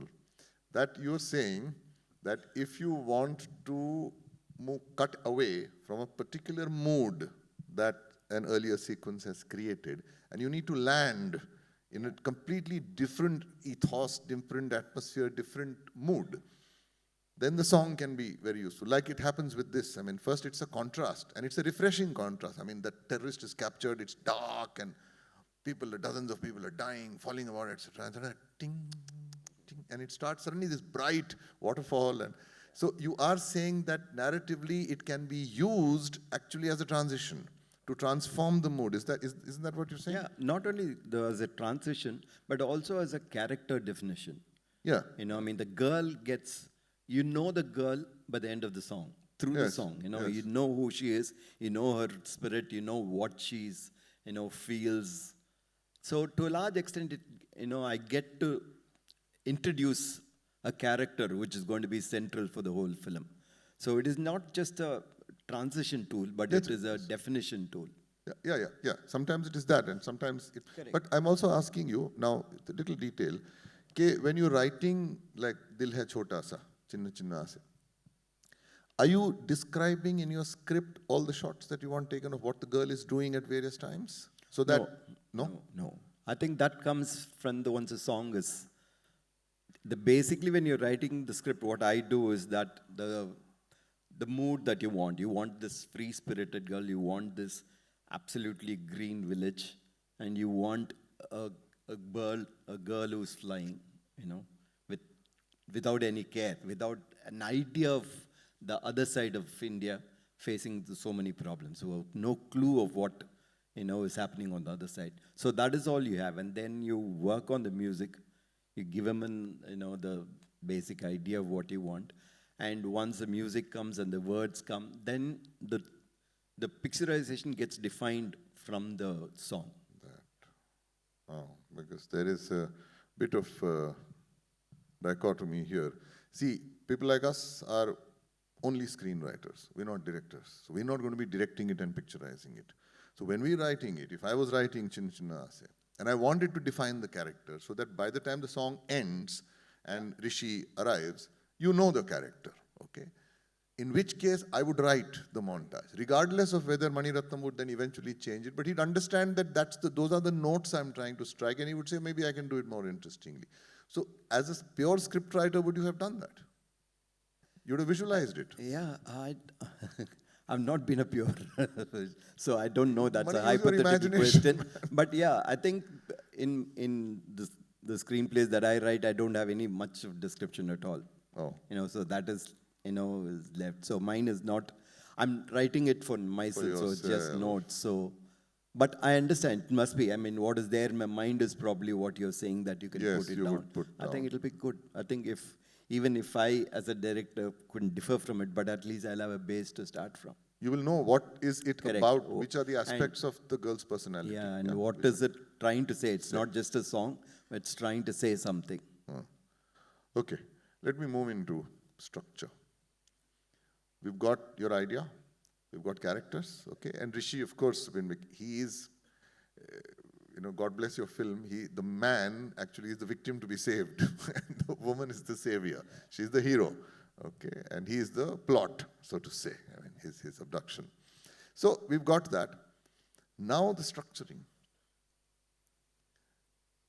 He gets abducted actually somewhere around midpoint, correct? Interval point or so, somewhere around interval point. The entire thing of the first half is just the love story, right? So I have a couple of questions on that. Firstly, you tell me from your side, how did you take this decision of structuring it like that? Why is it that the action plot of his abduction? Because if I were to ask you, what is the story of Roja in 2 lines? You would say that it's about how a woman goes into the terrorist thing, etc., fights unbeatable odds and brings her loved husband back, correct? Yet, this part starts only at midpoint. Tell me, how is it that you take a decision of structure? Sometimes in telling a story, even if I'm telling an idea or telling a joke, whatever it is, you build it up. You build a joke up and deliver it in the end. If I don't build up and just go to the punchline and the joke, it is not going to work. So if this is build something beautiful, build something that is just blossoming, and then nick it. You're into the heart of the film. If I just, there's not only way. That was the way for Roja. Okay, so I'll take it one step forward. So that was the way it was conceived, to build the entire thing. And so that I'm invested in these two people. I feel that they're just coming together, and I want to. And then he's taken away, so you're almost in her shoes, wanting somehow for them to be back. So that was the thought behind. Because I've done this more than once, when I did Ravan, I tried the opposite. Which is the start of the film is the abduction. Yeah. Okay. Whereas originally on the script I had written them, like the way it was. But I said that I've done this too many times. I'm not going to do the same thing. So I tried something completely different. Jumped into the middle of the story, where we don't know who is taking whom away and for what. None of it is revealed. We just go with a dramatic moment and then open the cards. I think that is an equally correct way. Maybe I have not delivered it correctly, but it's a complete opposite structure that can work as well. Will you allow me to make a comment on the structure of Roja? As I see it, I'm also a teacher, so can't help. Okay. I want to point something out. The kahani jo hai Roja ki is about how determined she is to bring him back, which is clearly resting on the depth of her love. And therefore, I feel, whatever intuitively, okay, you must have structured it in such a way that we need to see the depth of that love. Now, in that, instead of just showing the glorious love, that how he went there and he met her and he married her and how much in love they were, how long can you hold that possibly? That's number one. Number two is this also, that you want that love to deserve that effort. So they have to earn that love, and hence the obstacles. And I found that completely stunning, that he goes there to marry her sister. She says no, and she says, I can't reject you. You have to reject me. He said, Jesus Christ, matlab, khaya piya kuch nahi, glass thoda bara ana. I'm sorry, that's a Hindi phrase that we have. And then he has to do that, and he chooses the other one, and she believes that he has dumped her. So they go through this strife, which means that if there is struggle, then there is the satisfaction. And then by the end of it, when they actually cling to each other in the plane, and when the plane shakes, and there is, you feel they deserve it. God bless this relationship. So that I'm saying, you have charted it in such a way, and it needs space for us to stay with it, for us to so I feel intuitively, isn't that what? No, it's not intuitive. It was conscious, yeah, it was conscious. No, in the sense, it is, that's what I mean. You build it up to reach that point. By building it up, I'm saying, it's not as though they fell in love on the first scene, looking at each other, and then there's nothing. That it has to cross, and you really feel that, that she's found him, and he's found her. So therefore the struggle, I'm saying. That Through the struggle. That's how we find. It's not it's not a first look. It's a struggle, it's a process, it's resistance. And then the resistance get slowly broken. And then the reaching out comes. And when the reaching out comes, the story comes in. He gets taken away. This is, I feel, this particular answer is by itself a masterclass, I feel, for new writers. If you have characters like he's had, whether it is Nayagan, whether it is Roja, okay, Dalapati, also Ponniyin Selvan, that you see, where characters end up doing big things, go so far in their efforts. And for that to actually be believable, credible, you need to understand the depth of their feelings, and for that you need to show that and the struggle with which they have earned that. I mean, even in Dalapati, I mean, the kind of pain that the Karn character goes through. I'm forgetting what his name was, Suraj. Yeah, it comes, of course, directly from his father. So it's in Rajniti, we also called the Karn character Suraj because it came from there. And in Kache Dhage, I called him Aftab, again, the Urdu word for the sun. Even my sort of obsession with mythical, stories. So it's that. So this, I feel, the learning obviously has been on the job for you. I mean, you didn't go to any film school, but you learned on the job. And God bless those first 3 failures of yours. Mani, if they are responsible for you to have discovered what is it that you should not be doing and therefore how you should be doing it, it worked. Okay? Okay. Now, one odd question. If somebody asks me, what is it that you like best about Mani Ratnam's films? Well, there are many things. The characterization, structure, your visualization, your music, your picturization, your cutting, all that, your shot taking. And yet there is one thing which is for me a standout: moments. The moments that you create, because those are the ones which make for memorable experiences for us, that when we go out and we revisit the film, we remember those moments, okay? It's in Roja, there was one throwaway moment, if you remember, which I think comes as a flashback. I think perhaps during the song, it's the sweater thing. I mean, you cannot, because there is love, there is sensuousness involved in that, and at the same time, it is so unusual. I mean, the mischief, the masti which should be there in a young relationship is what you captured. It's an odd question, because I'm going to ask you, how is it that you conceive of these? When there are so many of such moments that you have. In Nayagan, that he goes to the girl who's a prostitute, she's underage, and she says, please finish quickly, so that, I said, why, do you want another customer? She says, no, I have a maths exam or something. And he's so struck by that, he says, no, you go ahead, and he goes to sleep. And that is, after that, when he goes and meets her, you have no surprise at all. You have to dwell on this and tell me, how do you create these moments? No, sometimes it, like I said, for example, the Nayakans thing is from a Russian World War incident. Okay, somebody went through and somebody was just talking about it, and I thought this might make a good scene, no? So it is just scavenged material, so... You're remarkably honest here. Most people would have said, "वो क्या है ना, मैं ऐसे सोचता हूँ ना, इसके लिए आ जाता है वो." I wish. Yeah. So it was that, I mean, because I think it's as good as conceiving. When something's there and you can see that it is, it's course. magical, and then if you can wait for the correct moment to place it instead of just taking it and putting it to the next one, That's your creativity then. Yeah, That's how creativity works. I mean, So it happens that way.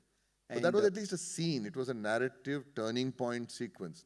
Tell me about Roja. That just enhanced it. Yeah. Roja also, I think, the thing is that we have built that love story, that they've just learned, accepted each other, and this kidnapping has happened. Yeah. And her loneliness, that she's alone, that she's fighting for him, there's no hope, there's, more and more obstacles in front of her. And what keeps her going, the fact that we needed something which will bring out her emotion, her longing, her,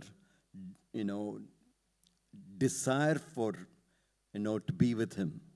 And so we just needed a sequence that was there, and then it came about. It was the requirement in the structure. The second half otherwise becomes only one-dimensional, that it is one episode after episode after episode. So we needed something which will, break these things into, so that it looks like her life instead of, 1, 2, 3. Meaning it just came. That's what you're saying. Yeah. Because your need was there and it just came. I'm really very pleased with this, because किसी भी अच्छे artist को, अच्छे फनकार को, कलाकार को, कोई सितार वाले को पूछ लीजिए आप, जो भैया उसने उस्ताद ने बजाया, हरकत की, कुछ रोंगटे खड़े हो गए, you feel like wow. You go and ask him, which is of course very stupid on their part and perhaps on my part also to ask him this, that यार ये कैसे आपने किया? They don't have an answer. They say, I don't, it happened. It happened, but it happened meaning unconsciously there is a certain desire to express that, and that beauty is there. But you're not conscious of it. What you're conscious of is the need, that I need something beautiful here, something which fulfills that, which not only breaks the monotony of the sequencing, but at the same time, something which is so intimate and personal is what you need, that this is what defines our relationship. And so I guess that is the only answer you can give, is yeah, I struggled and it came. You know? Okay, now a big one. Your friend and my friend, Rajiv Menon, okay? Rajiv shot Bombay for you, and one more. Yeah, Guru he shot. Guru, he shot, okay. You worked with very few cameramen, haven't you? PC Yeah. Sriram, and this, and now Ravi Varman. Ravi Varman, Ravi K. Chandran, Ravi K. Chandran, yeah. Madhu Ambat. Madhu Ambat also, yeah, okay. So, Santosh, yeah, Santosh. Santosh. Of course, how can you forget Santosh? Was somewhere the old relationship. Nayagan, okay. So Rajiv and I were having a discussion here, and both of us almost simultaneously used the word master stroke. You know for what? For that whole subplot, okay, he kills that rogue cop, and then he provides for the cop's son. वो तुमको याद है वो उसको वो जो एक police वाला है जो बड़ा दहशत फैला रखी है उसने उसमें क्या कहते हैं बस्ती में, और इसको भी पकड़ के ले जाता है, और उसके बाद ये जब एक बार उसको पता चलता है कि whatever that his foster father hanged himself because of him, so he goes and hits him and then he kills him, and then he goes to the widow, and widow knows that he's done it. Widow is aware of his demonic personality, and he wants to provide for the son, and that same son grows up as a loyal lieutenant until he discovers that this man killed it. And then there's that very ironic, tragic but poetic justice in the end. I want you to tell me about this, because that is not there in Vardabai's story. It's not even there in Godfather, which has some traces of influence that you definitely used, and God bless you, because it was used so, it was incorporated so well, the whole profane and the sacred and all that. Tell me about this. This is completely original, isn't it? Yeah, yeah. You're not going to refer me to some World War II right now, right? Yeah? No, I'm going to tell you. See, there was only one aspect of it that was there. When we thought the kind of person that he is, that was the thought, in the sense that whatever he is, he does this, he does this, he does this, but he'll also worry about the family which has been hurt. Okay, it was just a character definition, and we didn't even have it as a scene at that point of time. We just thought he's that kind of a person who will go and do something, take care of them, That was logical. Yeah, yeah, that comes from another. When we started the film, it came in a very big hurry. Kamal sir suddenly said that we'll start it, and I had done only Mauna Ragam, so this is a big thing that was coming, and I was not ready for it, so I needed time. He said, yeah, it take time, it take 3 months, we'll start. So that's all the time I had for the script. You know who? Kamal said? Kamal. Oh, okay. So we had to do, and I didn't have an end when I started the film. I knew that it'll die, but I didn't have the end. No, when you say started, meaning started shooting. Yeah. You started shooting without an end? Without an end. What are you making, a Hindi film or what? Yeah. Huh? Yeah, but that was one of the few things that, it was scary, you just knew where it was going, but I didn't know how I was going to resolve. At that point of time, we had come for a recce to Bombay to look at Dharavi and things like that, so that we can create a set back there. And we had taken the help here of Vardabai's group to take us into Dharavi.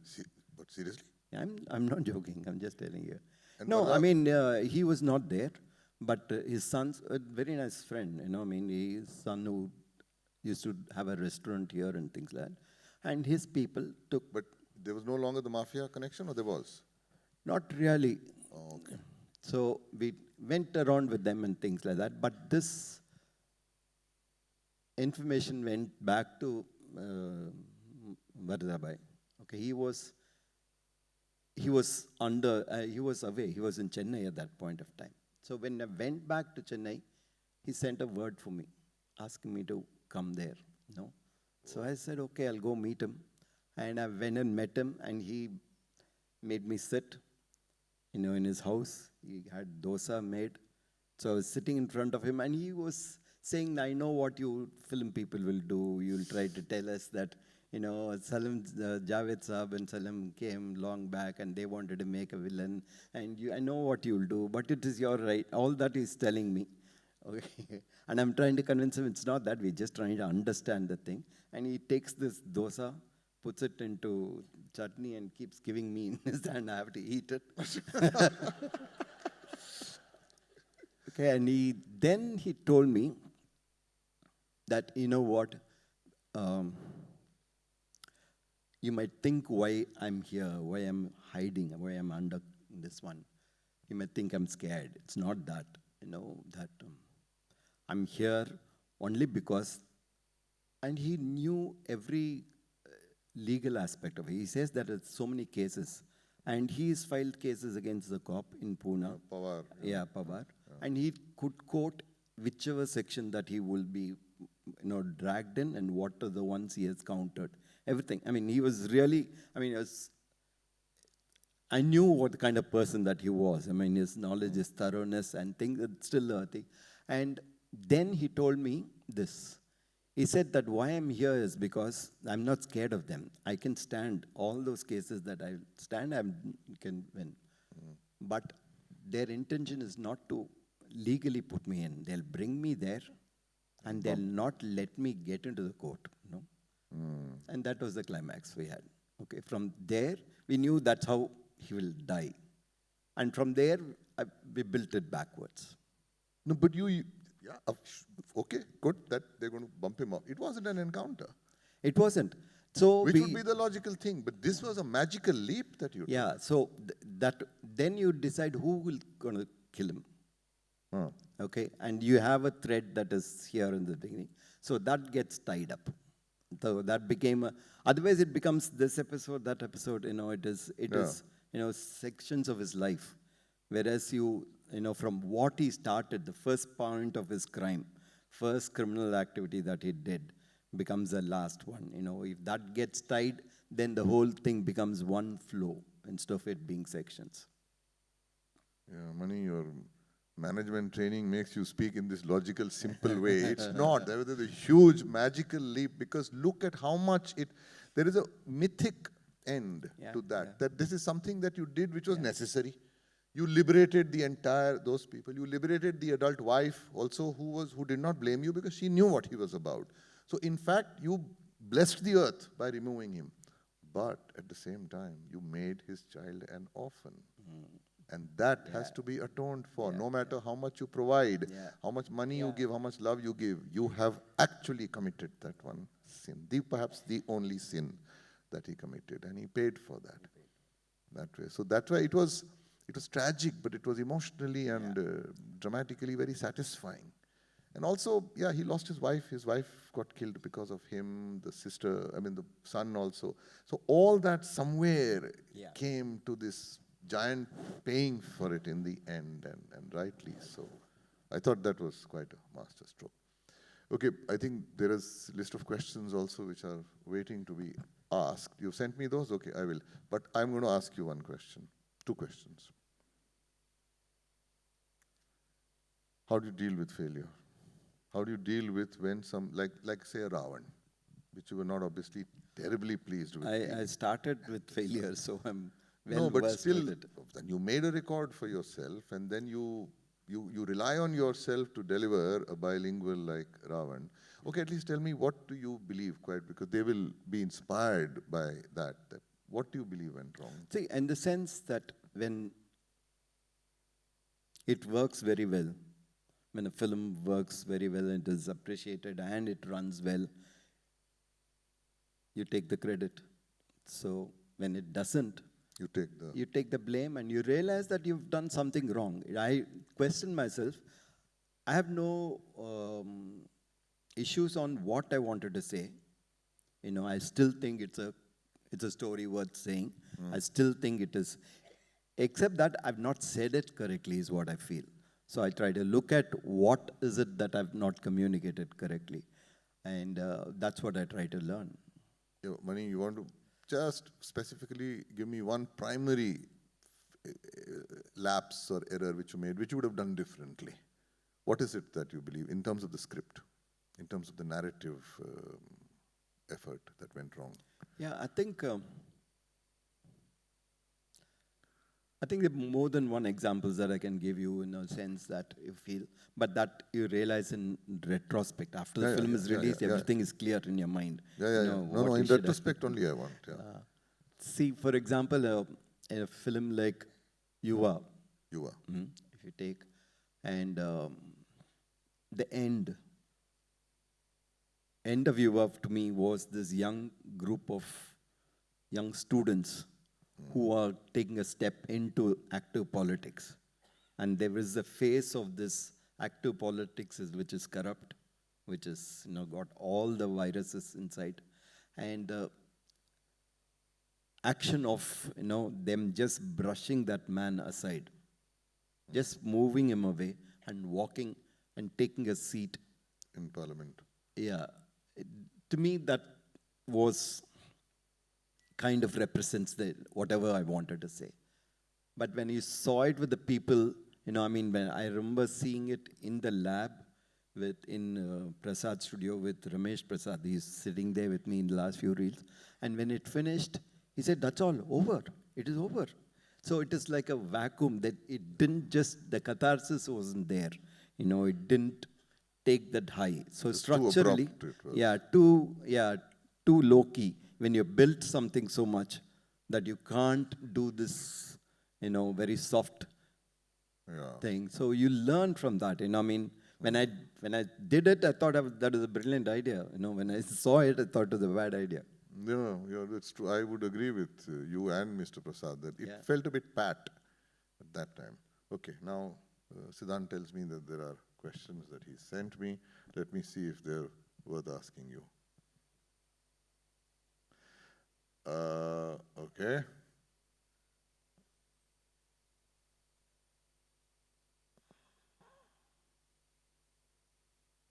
Suspense. Because some of them I've already asked. Okay, answer the last one first. At what stage of writing do you actually start thinking songs? Meaning, is it write full drafts of screenplays and then you start inserting, or as you are? No, I think the screenplay structure itself should be built in with songs. I think you'll know that it should do one purpose or the other. It should either be some emotion which reaches a peak and then it kind of celebrates it into this one and lands you into the next section of the screenplay. Or it should be an emotion which is said completely in one song instead of a bunch of scenes, like for example in Bombay, the Tu Hi Re song, where he's waiting for it. We didn't have any scene between the two of them even talking till then, really. They just few words when she passed by, he said that, nothing else. There's not a single scene as such between them. But the song does that entirely in that.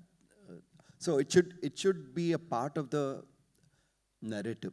It should be, as you write the script, if you're having songs, I think it should be placed there. And it should be placed there so that the pacing also becomes correct. That it's not bunched together, that it has, it has a certain rhythm to it, and it has, how the whole overall is, and therefore it should, give the correct placements. I absolutely agree with you. But as a script writer, when you're writing the script, do you also therefore naturally have instructions for the lyricist about what kind of poetry you want there? Yeah, lovely. It'll be great. Yeah, Yeah. I think you should add, because at any point of time, I mean, you have to give notes to the lyricist. You know, he should know. Yeah. And sometimes, you know, I mean, there is a situation and you want a song there. But the song need not say the same thing that the scenes have said. You know, so it is, you know, so you have to give notes to them in such a way that doesn't become that they write too specific to the situation and therefore becomes mundane. So if the songs can become abstract, you know, if you want them to have another layer, another text to it, you know, which doesn't deal just with the situation, but deals with the philosophy behind the situation, then you have to brief them that way. So the notes should, you know, be defining how you want that song, what kind of song you want, and how it, what tone it should be in. Yeah, true. I remember a very satisfying interaction with Rahman. I was fortunate, I think, then, you know, 2-3 films that I wrote, Rahman gave the music. But for Legend of Bhagat Singh, he told me that, give me a detailed description, because he wasn't fully familiar with the historical specificity of Bhagat Singh's life. So I had given him this lead-in scene, lead-out scene, what is the song doing, and, you know, 4-page description for every song I had given him. And he wrote back, I mean, he messaged me, texted me saying he really appreciated that. Okay, now there is a question, and I'm afraid you will need to revisit this. The mechanics of writing that you follow, actually, you know, how much time does it take? How is it, I mean, do you concentrate fully on it? Do you sit down? And if you want to bring in the collaborator's job, then you do that. But they want to know, how does Mani Ratnam write? I struggle. Yeah, okay. Well, money, that goes without saying. These people are the epitome of that. I struggle more than you guys do. No, I think to me it starts with an idea basically. Sometimes it starts with a character, that you have only a character and you don't have the plot around it. You just think a guy Like which can be film? interesting. Like which film? Like the one I'm planning next. That's very smart, Mani. So, no, it happens. Sometimes you just have the flavor of that person, and then you see what can, you know, happen around it. To an extent, Nayakan was like that, in the sense that that was the first time I'm writing a kind of a biopic. No, I had no clue. Before that, I had done a film called Mauna Ragam, where it starts with an arranged marriage, a girl who resists arranged marriage. At the end of the film, she accepts. No, they fall in love. So it had a start, it had an end, and it had a growth. Why she rejects and how she accepts is the rest of the thing. So there's a clarity in that. Whereas when I did Nayak, and it's about this man, this boy who runs away to Bombay and becomes a gangster. I don't know what's happening. I don't know what can come next. I don't have a structure. I don't know where to go. I just have to plod through. Just get the first section written, then get, you know, elements in and things like that. So there, I think the character takes you along. So, I mean, but whichever way, I think, to me, before it goes into dialogue stage, I'd like to, you know, get the overall graph of the film, you know, what kind of scenes and things like that. And maybe just 4-5 lines of each content of each scene, you know, and see whether it flows correctly, and then get into the actual writing of it. Okay. So would you say that you have 2 separate stages, like story and then screenplay? Or does it all flow together? Yeah, well, yeah. Story is invariably just in the mind in an overall pattern, but I start writing it as a sequences, you know, bunch of sequences, you know, and then But after you have more or less the complete story in your mind. sometimes the story doesn't have the second part of it. Okay. So I may not have, but it'll take me there, I feel. discover it as Yeah, if you think there is enough potential, all I look for, I mean, that's the honest answer, that if I have an idea and if I feel that, there is several possibilities, scenes that appear. For example, where we are doing Talapati, where there is Karna's life. You feel when you start this, that there's so much of, good dramatic scenes. Every time, he comes to know, the mother comes to know it's him, the father comes to, everything, becomes a dramatic scene. There is a lot of potential, so we go ahead with it. Yeah. If you can see, The possibility this possibility, then you get into it and then discover it. It'll open itself up. But sometimes like Mauna Ragam, where you have a clear, story fixed, where it started, where it's going to finish, then you work on it that way. Yeah, I guess that's how also we confirm what we call an idea, that you don't know exactly what will happen, but you feel that it has enough potential for some dramatic, there is enough meat in there, okay, for you to elaborate on and then chew. Okay, one more thing. This event is organized by a union. A union stands for securing and protecting the rights of its members, scriptwriters. In South India, I mean, not in South India, I'm saying in Chennai, you have SWAN, South Indian Writers Association. Are you associated with them at all? Yeah. You are? Yeah. Now, I want you to also tell me what is your position as a writer for the writing community. In 2012, the Copyright Act got amended, and royalty was, in a way, guaranteed to that. And yet, a lot of obstacles are being faced. We're trying to register and get it operational, which we are expecting should happen soon. That's number one.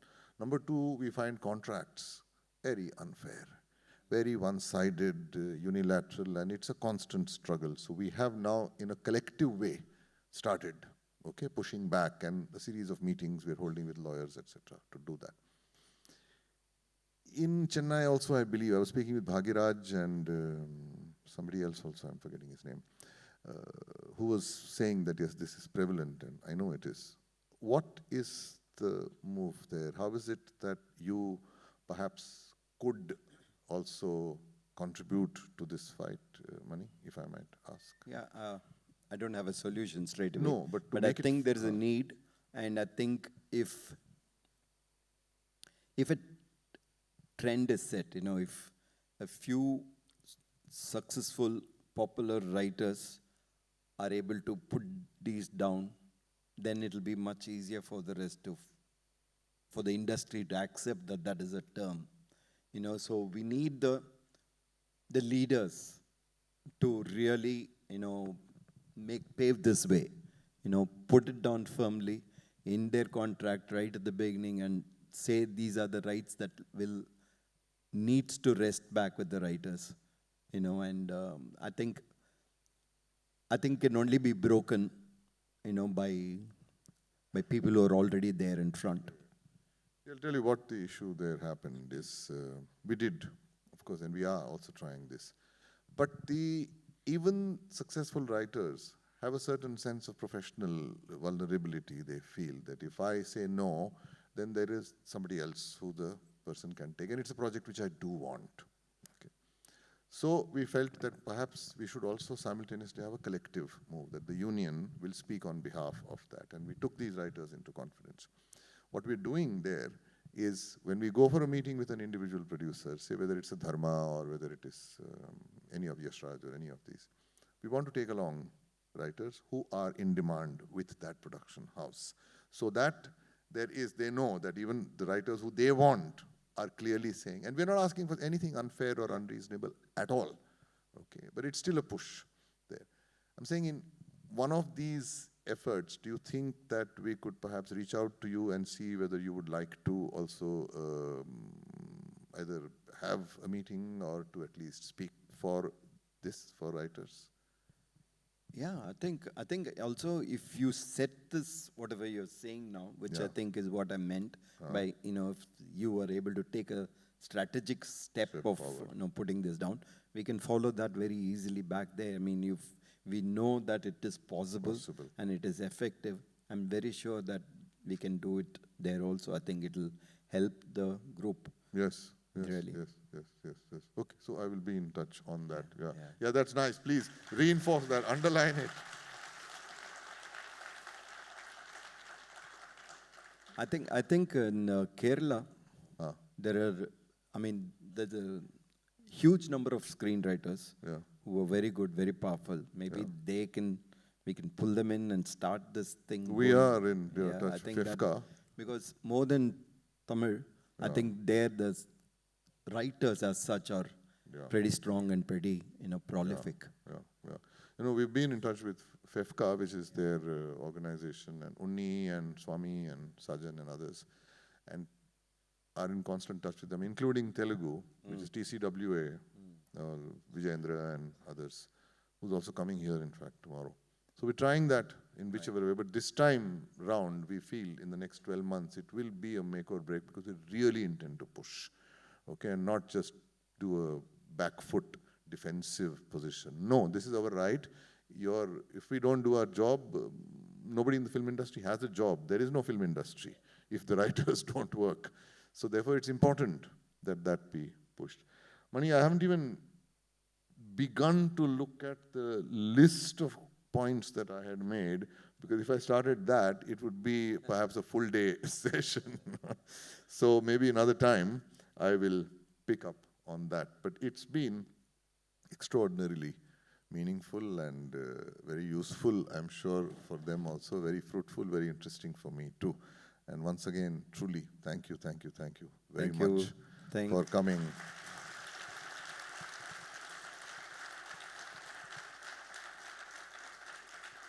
Thank you very much.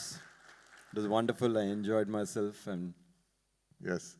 Money sir से बात की जब चंद दिन पहले कि ऐसा ऐसा है, आप प्लीज आइए, एंड एक तो तुरंत उन्होंने हाँ कहा, and he came specially for this. ऐसा नहीं था कि अच्छा मैं वैसे भी आ रहा हूँ तो 2 घंटे आपके लिए आ जाऊँगा. आज सवेरे ही आए. शाद साहब जो जहाँ बैठे हुए, शाद अली जो खूब जाने माने, खुद भी एक फिल्म मेकर है, और मनी सर के साथ उन्होंने पहले से काम किया है, बहुत सारी फिल्मों के साथ में साथ रहे हैं वो. तो वो ले आए उनको एयरपोर्ट से, and he is come just for this. रात को फ्लाइट लेके वापस जा रहे हैं, तो केवल हमारे फंक्शन के लिए वो आए हैं, तो उसके लिए we are truly very gratified.